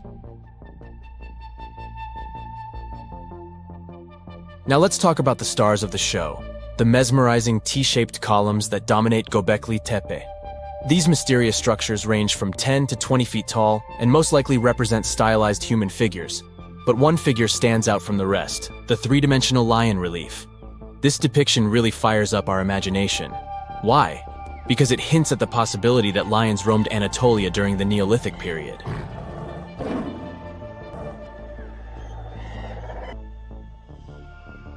These standing stones are arranged in circles and placed in rectangular pits. Each circle has a similar setup. Two big T-shaped pillars in the center, surrounded by slightly smaller ones facing inward. Talk about a stylish arrangement. These towering pillars reach a whopping 16 feet and weigh between 7 and 10 tons. Some pillars are plain and simple, while others are like works of art with intricate carvings. Foxes, scorpions, and vultures come to life, crawling and twisting on the pillars' sides. But it's not just animals depicted on these stones. Some pillars have abstract shapes representing humans, and even small carvings of clothing items. Some of them even have belts. Now, there's one pillar that stands out from the rest like a rock star. This super old stone pillar suggests that a comet crashed into Earth. It happened during a chilly period that lasted about 1,000 years. Previous studies examining Greenland ice cores hinted at this comet theory, but now the carvings at Göbekli Tepe prove it right.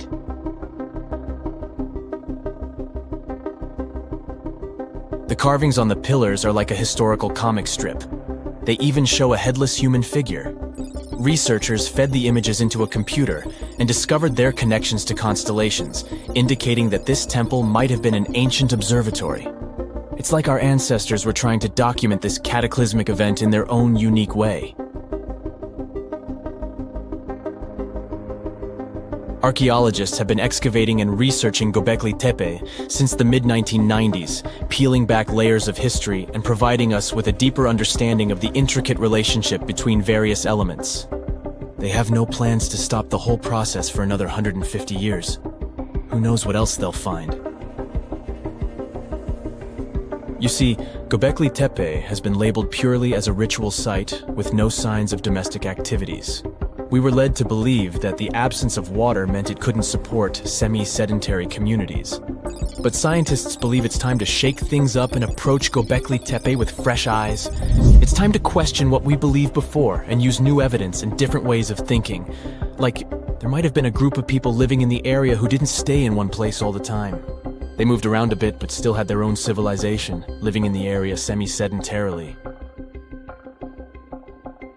Göbekli Tepe is not just home to a single temple, but an astounding collection of over 20 ancient structures. As archaeologists delve into the depths of this wonder, they are unraveling its unique layout, featuring two prominent focal points at the heart of each establishment, complemented by smaller structures and dividing walls.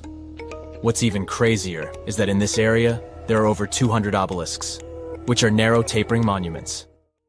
1,000 years ago, near modern-day St. Louis, Missouri, there was a vibrant, bustling city called Cahokia.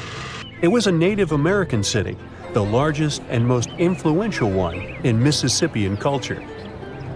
At its peak, around 1050 BCE, Cahokia was home to as many as 30,000 people, making it larger than Paris at the time.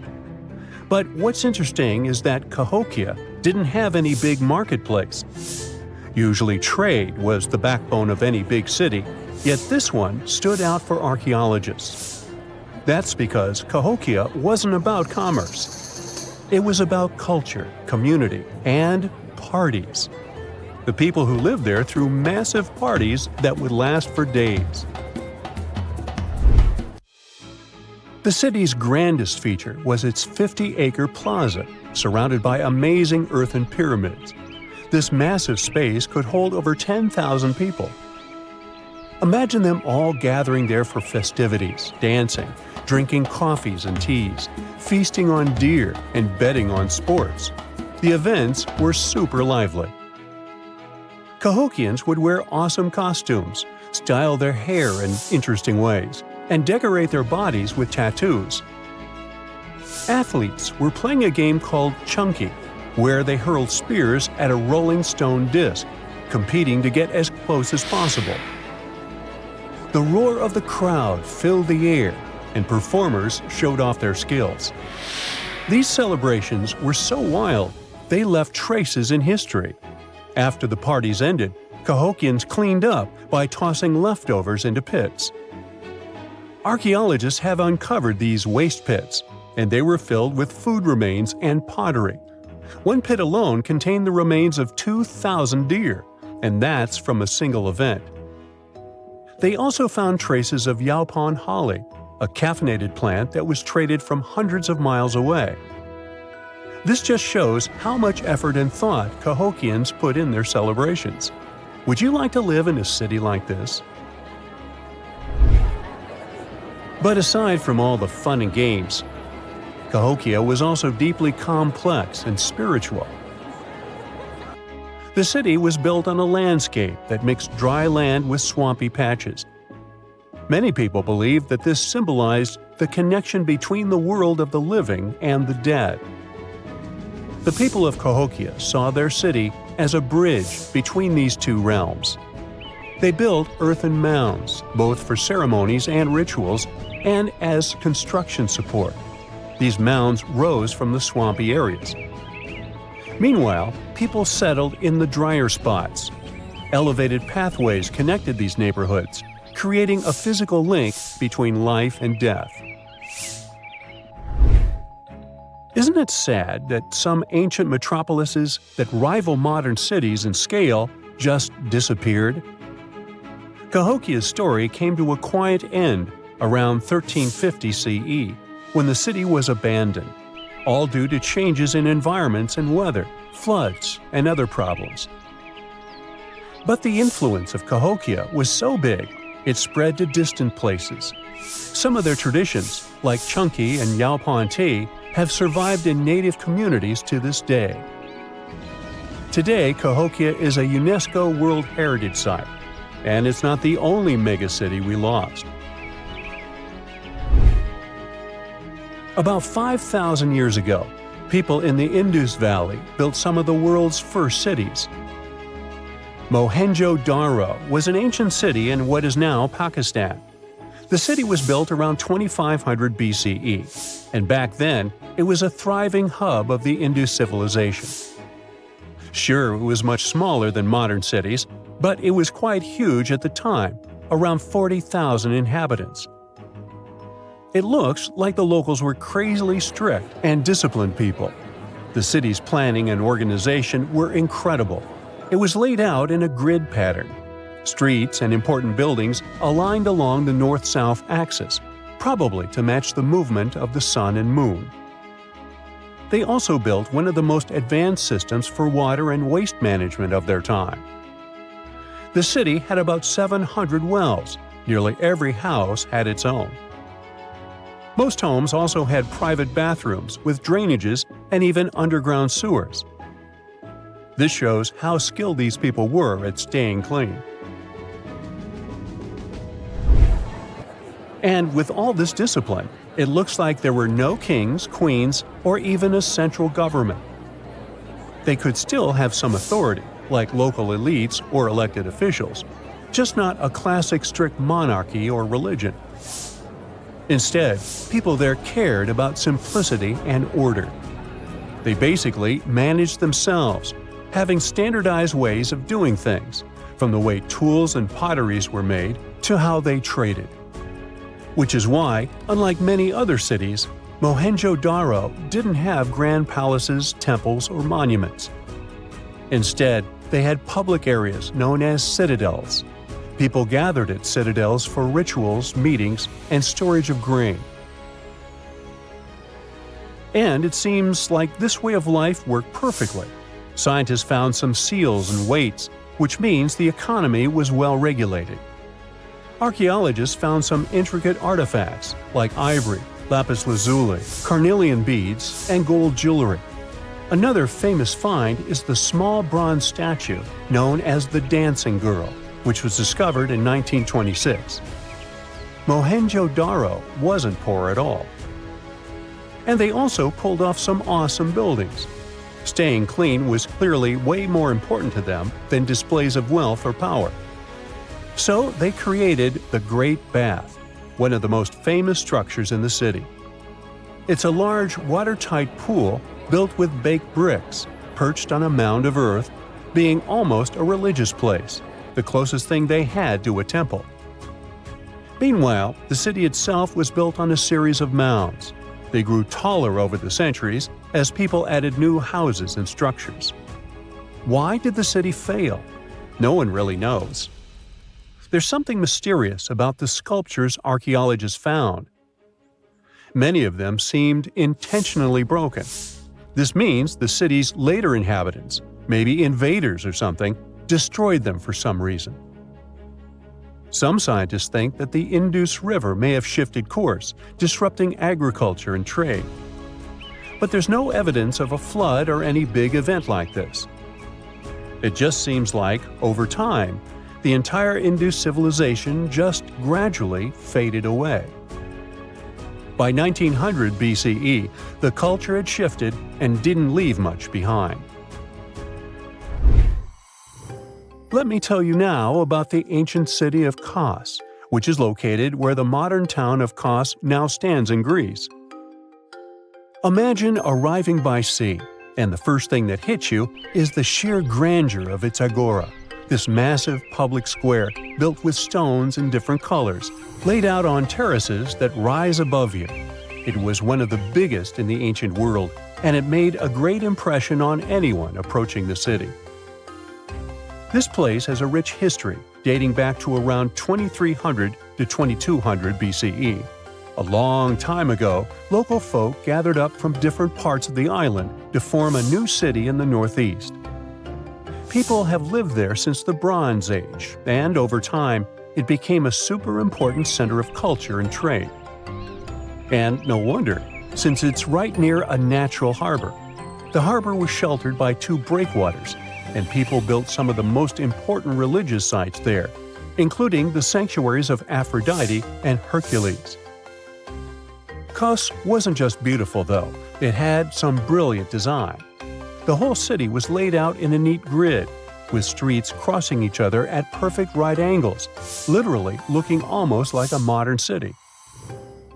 Thanks to this, moving around was super easy, and the blocks, or insulae, were big enough to fit several large houses. Kos remained largely unchanged until the 6th century CE. Over time, it started gradually shrinking in size, confined within the walls of what is now the Chora neighborhood.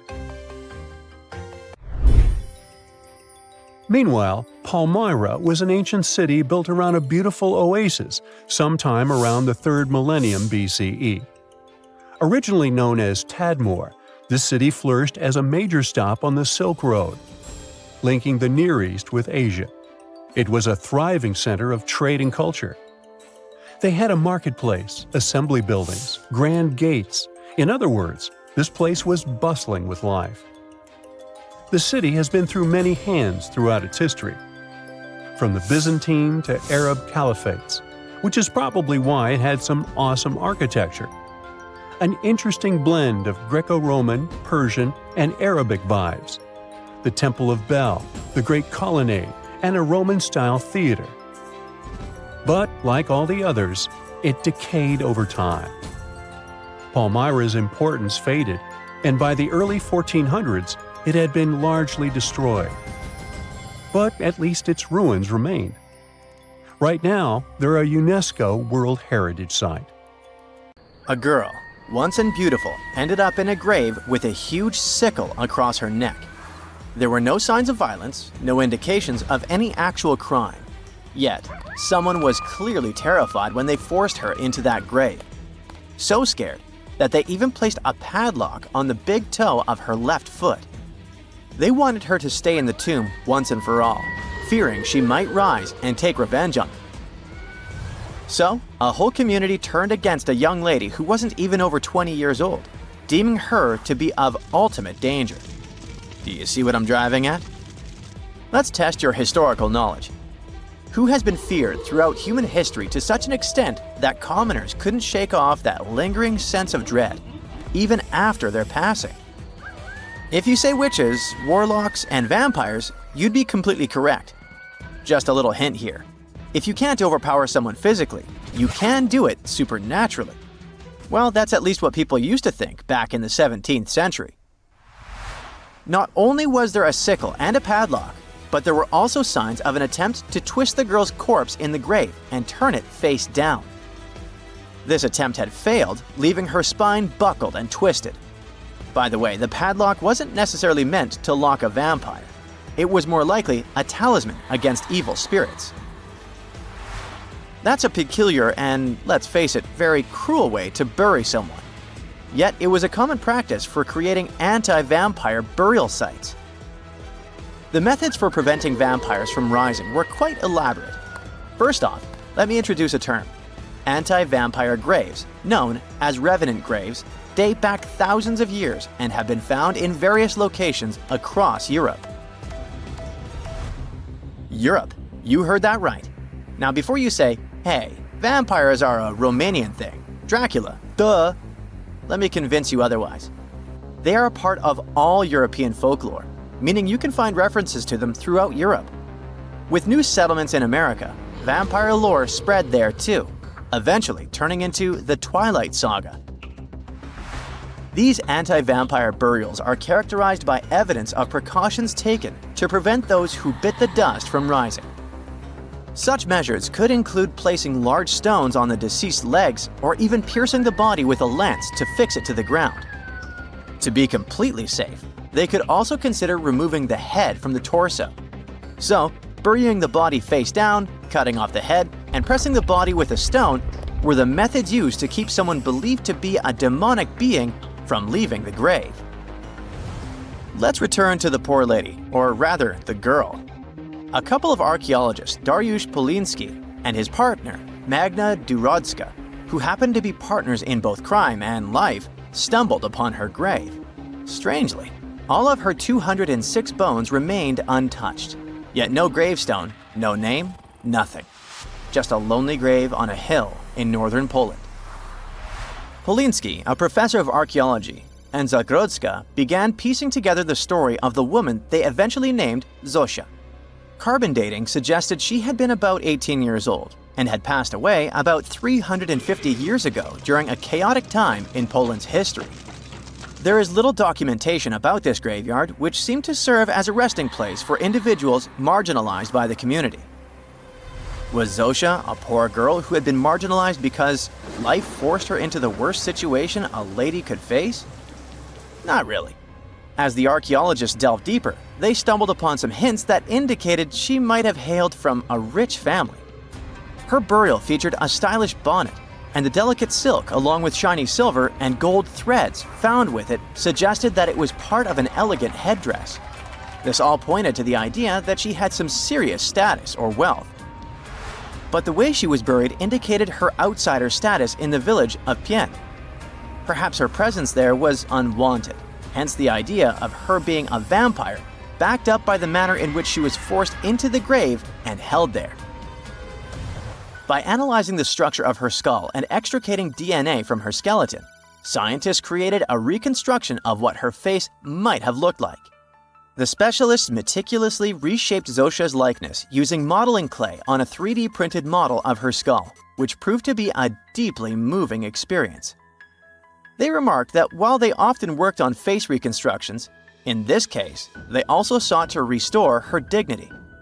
Utilizing these three methods, the team reconstructed Zosha's 400-year-old face, revealing the human story buried beneath supernatural beliefs. It's ironic, isn't it?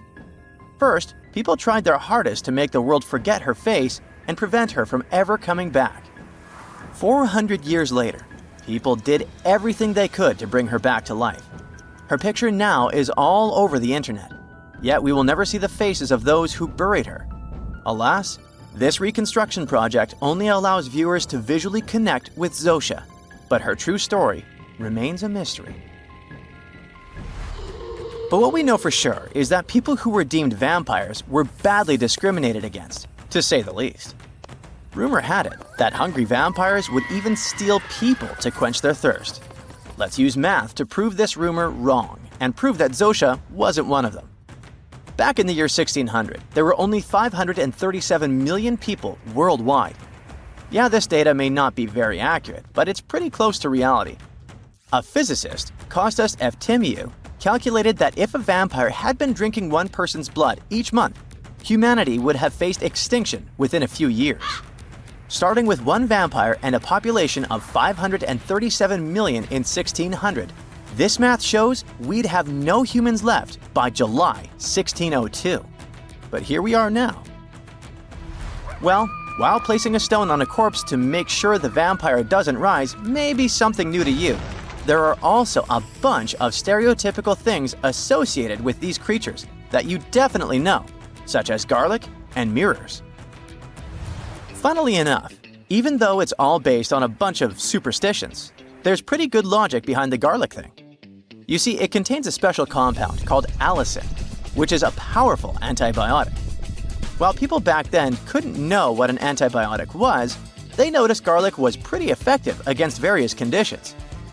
Since they believed vampires were created by a particular blood condition, they also believed garlic could defeat a vampire. And there's more. There's actually a blood condition called porphyria, which makes people look like real vampires. Their skin is pale and their teeth get bigger as their gums shrink. And guess what? People who have porphyria cannot consume garlic, as it worsens their condition. Wow, that's a cool coincidence. The next superstition is a bit fresher, and it's about vampires avoiding mirrors. The first known reference to the mirrors comes from the book Dracula in 1897. But why wouldn't a vampire show a reflection? Simple. Before the plastic era we live in, mirrors were traditionally backed with silver. Silver was commonly believed to repel evil spirits, possibly because it has antimicrobial properties. Much like garlic, its healing properties may be what was supposed to scare off a vampire. Another reason why suspected vampires may have avoided mirrors is the changes to their appearance from conditions commonly confused with vampirism, like porphyria and rabies. People afflicted with these conditions may have avoided looking in mirrors for that reason, causing others to assume that vampires avoided mirrors. But if you ever met a vampire and these methods don't repel it, I have one more trick for you. Ask the potential vampire to count. It can be spilled grains, seeds, or even the holes in the fishing net if you happen to have one. Vampires are into math, so they'll stop to count, delaying them until sunrise. And we all know that vampires don't do well in sunlight. Ironically, it's Count Von Count, a vampire who teaches us how to count on Sesame Street. In 1850, French scientist Auguste Mariette went to Egypt looking for manuscripts, but accidentally found a head of a sphinx sticking out of the dunes. He cleared the sand and figured out the sphinx was guiding the entrance to some underground construction. Several months later, he finally entered the Serapeum of Saqqara. Inside, he found an enormous granite sarcophagi with remnants of 64 bulls. Scientists are still amazed by the tech that the ancient Egyptians used to transport those enormous boxes. The Serapeum was built around the year 3000 before the Common Era. It was an underground tomb built to honor the sacred Apis bulls of ancient Egypt. It had a long hallway, almost 500 feet long, with giant stone rooms on both sides. Some of the sarcophagi weighed as much as 50 average cars, and all of them were made with super precision, with exact 90-degree angles. These sarcophagi were beautifully decorated with hieroglyphs and carvings that told stories about the lives and importance of the Apis bulls. Now, there are 24 sarcophagi left. In ancient Egypt, Apis bulls were very special animals connected to the deity Ptah. They thought the bulls carried Ptah's spirit and wisdom, helped the pharaoh, and protected the Egyptians. Priests looked for special markings on young bulls to find Apis bulls. It could be a white triangle on its forehead, which symbolized divine light, a shape on its back like a vulture's wing, and a scarab shape under its tongue, which stood for rebirth. If a bull had these signs, they believed it was chosen by Ptah and treated it like royalty. The chosen bulls lived in a special temple in Memphis, the city where they worshipped Ptah. They received the best care and offerings from visitors who wanted their blessings. When an Apis bull passed away, it was treated with great honor and mummified. When Mariette entered the Serapeum, he noticed traces of rollers on the gallery's floor and found 2 wooden horizontal winches.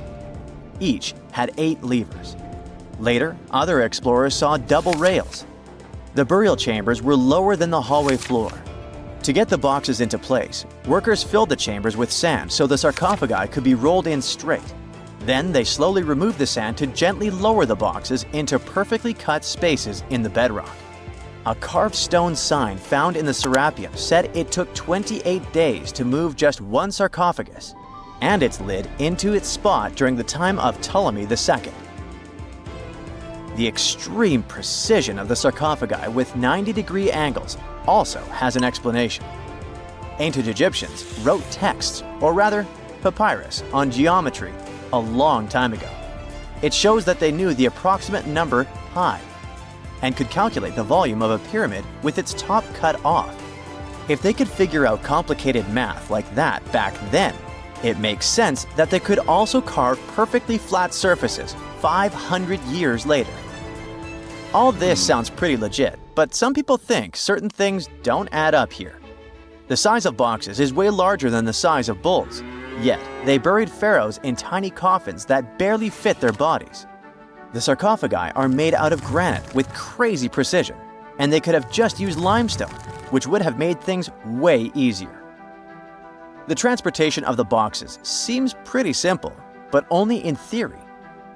If one person could pull about 440 pounds, then at least 250 people would be needed to pull just one box.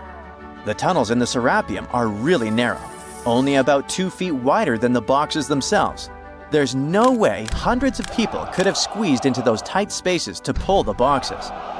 And even if they did, how would they turn the box in the cramped corridor, lower it into its niche, and place it perfectly in the middle? Somehow, they did this 24 times, and every box is centered perfectly. Plus, the chambers were dusty, and there were no signs of soot from lamps. This means they must have worked in almost complete darkness. The real use of the boxes could also be different. A long time ago, even before the Egyptian pharaohs ruled, the local people already knew how to use fermentation. It happens when tiny organisms called yeast eat certain ingredients like starch and turn them into gas and ethanol. So someone in ancient Egypt probably put food like barley, bread, and even meat inside a giant stone box, then closed it tight with a heavy lid. These stone boxes, carved from granite, were so precisely made that they were almost completely sealed, so nothing could escape from it. As the yeast inside the box started working, it created more and more CO2 gas. It built up pressure inside the box. The granite boxes were incredibly strong. They could handle more pressure than a car tire can hold. When granite was squeezed under such pressure, its crystals produced a tiny electric charge. This effect was possible because granite contains quartz, a material that reacts to pressure this way. The process also needed meat or animal parts, possibly to help the yeast grow better. Meat contains something called oleic acid, which yeast needs to keep growing and to survive the bad effects of the ethanol it produces. as the pressure inside the box kept growing. The combination of gases and electricity made these boxes not just ancient fridges, but powerful energy systems. Over time, the pressure inside got so strong that it could push the lid open and the gas would escape with a pop. But when people rediscovered the Serapeum in 1850, they found old drawings that showed piles of stones stacked on top of some of the box lids. So, someone long ago probably tried to make the lids even heavier by adding extra weight to make it harder for the gas pressure to push them open. This extra weight also meant the quartz crystals in the granite could keep creating more electricity under all that pressure. If someone opened one of these stone boxes thousands of years later, they would only find bones from bowls that were placed in the box. And that's exactly what Mariette discovered in the 1850s. They opened the Serapeum for visitors soon after the first excavations in the second half of the 19th century. Prince of Wales even had a luncheon with his guests in one of the sarcophagi. Sands and earthquakes made the site inaccessible for a while, but now you can visit it again and try to solve the mystery yourself. With new tech, we could have answers to many other historical mysteries soon. A team of scientists at Chicago's Field Museum of Natural History recently used a special CT scanner to learn more about ancient Egyptian mummies without unwrapping them. They gently rolled 26 mummies on custom carts out to the parking lot, where the scanner was waiting. It took thousands of detailed X-ray pictures of each mummy and their coffins. When all the pictures were put together, they created 3D images that showed what was inside, the skeletons and some artifacts. The scientists hope these images will help them understand ancient Egyptian burial practices from over 3,000 years ago. Even though the scanning process only took 4 days, it might take 3 years to study all the data.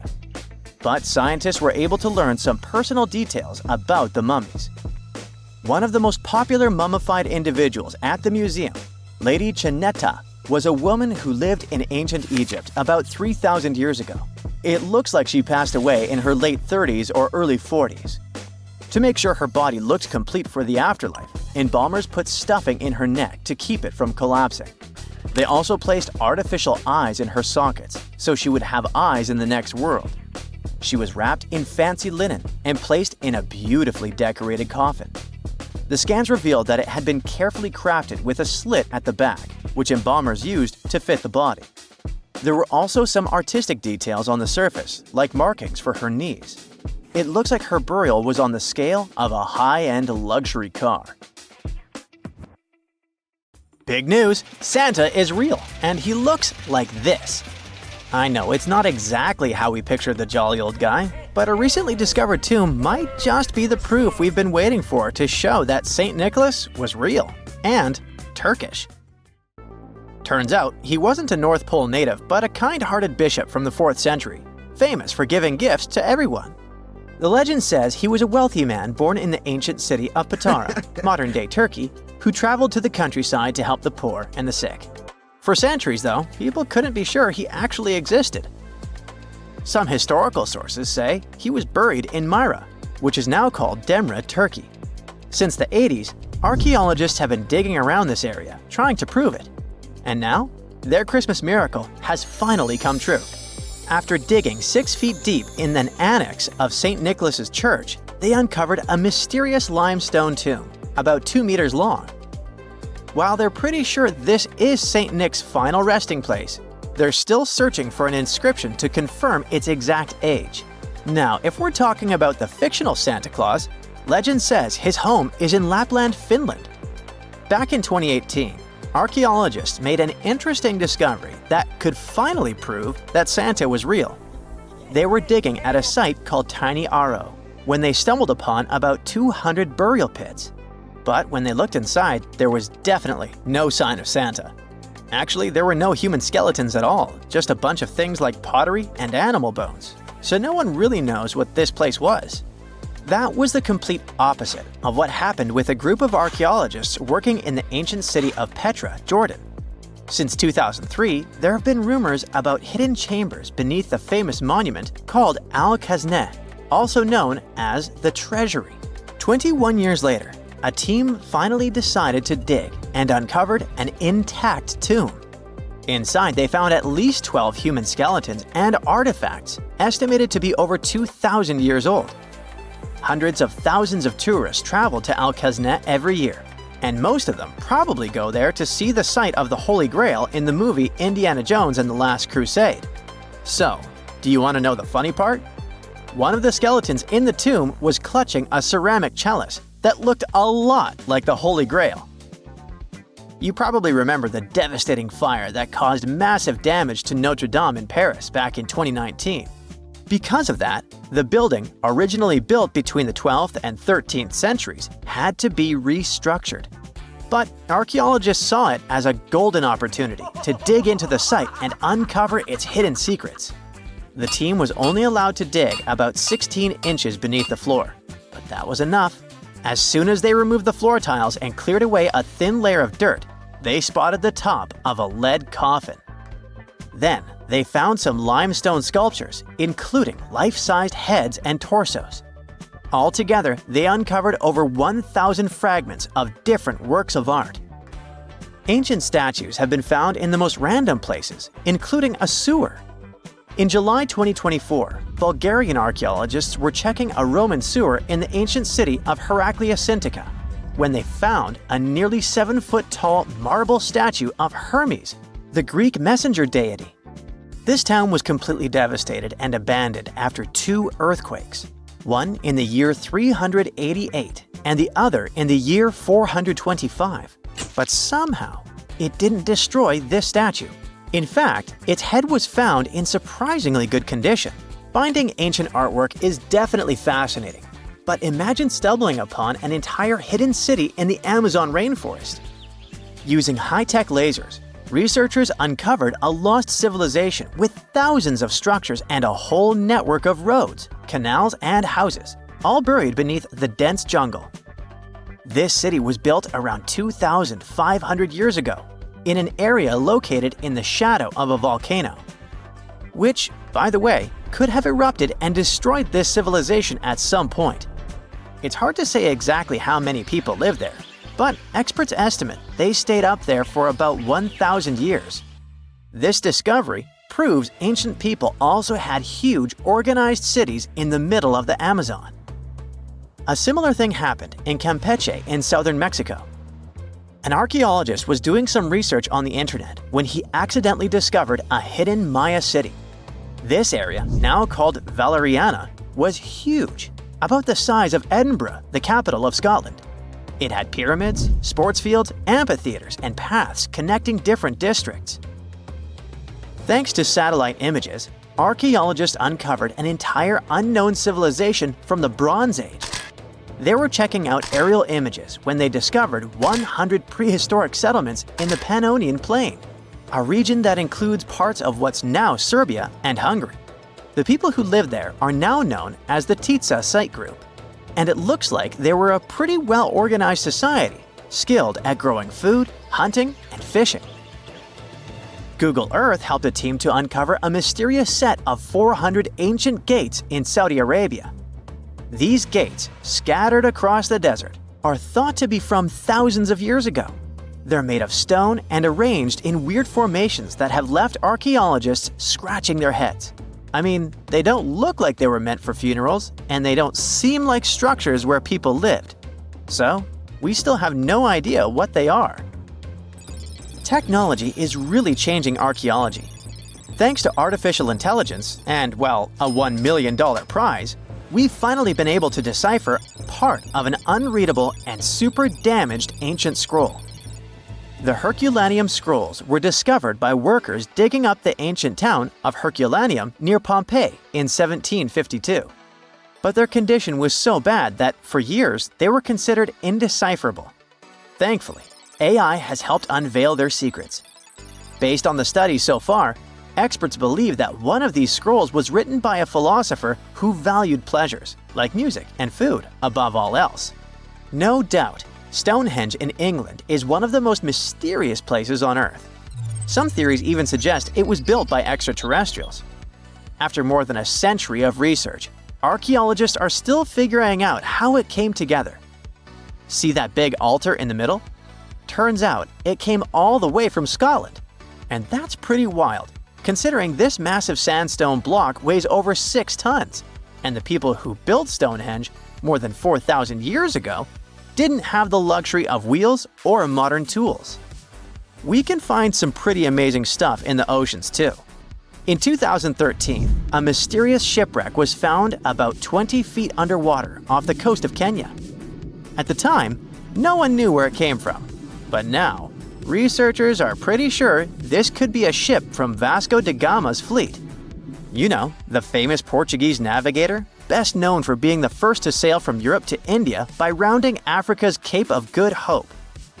If it's confirmed, this shipwreck could be one of the earliest European shipwrecks in the Indian Ocean. Ancient treasures can take many forms, including a bottle.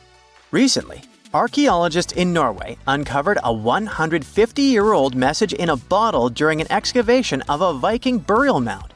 The bottle contained a letter written by Anders Lorange, an archaeologist who worked on the site back in the 1800s, along with his business card and a few coins wrapped in paper. The letter gave some details about the excavation, though it seems Lorange got a few things wrong, like the exact number of Viking shields discovered. At the end of the letter, he wrote a personal note in runic script, "Emma Gade, my girlfriend." So it gave us not only insights into history, but also a peek into his love life. In July 1990, 4 Czech guys decided to go on an adventure to find the Mongolian death worm, a creature that might have inspired the monster you've seen in the movie Doom.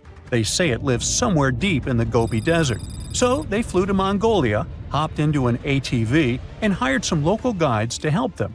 All that to meet a creature that is up to 6 feet long, can spit acid that could melt anything, and is capable of shooting electricity at those it doesn't like. Legend says that these friendly guys spend most of their days hiding underneath the sandy dunes, but they'd like to come out during the wetter months of June and July. So the timing for a spotting was simply perfect. But the crew needed to figure out how to lure the creature. Sadly for them, no one knew what the giant worm liked to eat. So they built a thumper, which is a machine that made rhythmic pounding noises. They were hoping it would call the worm out of the ground. For 2 months, they searched the vast desert, crossing dunes and rocky plains, looking for any sign of the creature. But alas, it didn't really work out. Ivan McCurley, who was the leader of the 1990 expedition, came back to Gobi Desert again. He once tried to attract the megaworm with blasts, and the second time he used a small airplane to scout the dunes. Over the years, groups from America, Britain, and New Zealand organized big expeditions to the Gobi Desert to try and find the creature. Many others came from all around the world on their own and found nothing. The people in the West first found out about the megaworm of the Gobi Desert thanks to an American paleontologist, Roy Chapman Andrews. This brave man was probably the inspiration for Indiana Jones. In 1926, he wrote about the creature in his book. At a meeting with Mongolian leaders, Andrews heard detailed descriptions of the creature, even though none of them had ever seen it themselves. One of them described it as looking like a sausage, about 2 feet long, with no head or legs. According to him, the worm was so venomous that just touching it could instantly take your life, and it lived in the loneliest parts of the Gobi Desert. Andrews didn't think the creature was real, but he shared these stories again in another book. In May 2005, 4 friends from Great Britain who search for monsters professionally decided to try their luck. They made drawings of the worm and hired local people to hand out flyers all over the Gobi Desert. These flyers offered a reward to anyone who could give information about the worm or even bring them a specimen. They thought loud sounds that other explorers tried would scare the beast away. Some told them it likes damp conditions, so they came up with a plan to block streams of water to create wet areas that would lure the worm out.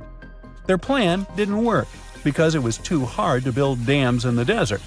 They ended up using small traps, but didn't find any actual proof that the worm existed. But they did meet locals who shared interesting stories about strange creatures they had seen over 70 years. Over the years, stories of the monster spread around the world. In some of them, it's only 1 foot long. In others, it's as large as a human. It's white-gray or scaly and brown, or maybe fleshy and bright red. Someone said it resembled a snake, or maybe a caterpillar, or maybe it has wings and can fly. And some believe it could be a supernatural evil being without a body. Maybe the stories are so different, and the search operations are so fruitless, because the creature doesn't even exist. Or it could be one of many cryptids. Those creatures like Bigfoot, Yeti, the Loch Ness Monster, their existence has yet to be proven. In 1983, one scientist who was visiting the region heard that an old man had managed to catch the mysterious worm. He also learned there was a nest nearby. The scientist bravely approached the hole in the sand and put his hand inside. A giant creature dragged him in, and he was never seen again. Just kidding. He actually found a Tartar sand boa inside. It's a chunky, burrowing, non-venomous snake that has small eyes and gray-brown scales. He showed it to the locals to verify if it was the monster, and supposedly all of them said yes. Most Mongolians who know about the worm still believe it's real. Now, even though people call our supposed monster a worm, it's just what it sounds like in the English translation. Many Mongol cultures have used this word for centuries to refer to any animals they thought to be really dangerous, especially snakes, even non-venomous ones. So, it doesn't have to be a literal worm after all. Worms are soft and squishy, but a creature living in the harsh Gobi Desert would need to be tougher, more like a snake or a type of lizard without legs. Neither of these creatures can shoot electricity or spit acid like they say the death worm does. But some snakes, like cobras, can spit venom that's dangerous for people. If it were real, the creature would have a backbone, and explorers searching for it would likely find some bones or evidence left behind. And there are actually fossil remains all over the Gobi Desert. Scientists found representatives of over 80 dino groups here over the last almost 100 years. It all started with the world's first dinosaur egg nests. This discovery changed all the scientists knew about dinos. It was the first proof they laid eggs. In the following 2 years, the same expedition team unearthed over 100 dinosaurs and took them to the American Museum of Natural History, where you can still see them today. Some of them were swimming around in the Cretaceous Sea that used to be here about 71 million years ago. They resembled modern birds. The mystery of the megaworm is still unsolved, but there used to be another mystery scientists finally managed to explain. Back in the 13th century, a famous traveler, Marco Polo, not the guy from the swimming pool game, crossed the Gobi Desert. He thought he could hear mysterious noises, like the sounds of musical instruments such as drums. He wrote about it in his book and believed he might be hearing the voices of restless spirits. Scientists call these noises singing sands or booming sands. Unlike the squeaky sound you might hear when walking on a sandy beach, these desert sounds are much louder, like a musical instrument playing deep, haunting notes. Over the years, people came up with all kinds of ideas about what caused the sounds, like underground water or winds making the sand vibrate. Not all dunes can do this, and scientists wanted to figure out why. Sometimes the winds might cause a small avalanche on the side of a dune, and then you can hear the magical sound start. But this is rare. So, to study it, scientists had to help the dunes sing. They climbed to the top of a dune and slid down on their backs, using their hands and feet to push sand down. As the sand tumbled, the sound started softly and got louder. They could even feel the vibrations with their hands. So they found out that for a dune to sing, a few special things need to happen. The grains of sand must be the right shape. The dune has to be big, and the sand must be very dry, so no singing after it rains. Inside the dune, there's a hard layer of packed sand that acts like a giant speaker. This layer bounces the sound waves back and forth, makes the noise louder and louder, and creates a haunting melody that can fill the desert air. In other words, the dunes can play tunes. Yeah, sorry, I couldn't help myself with that one.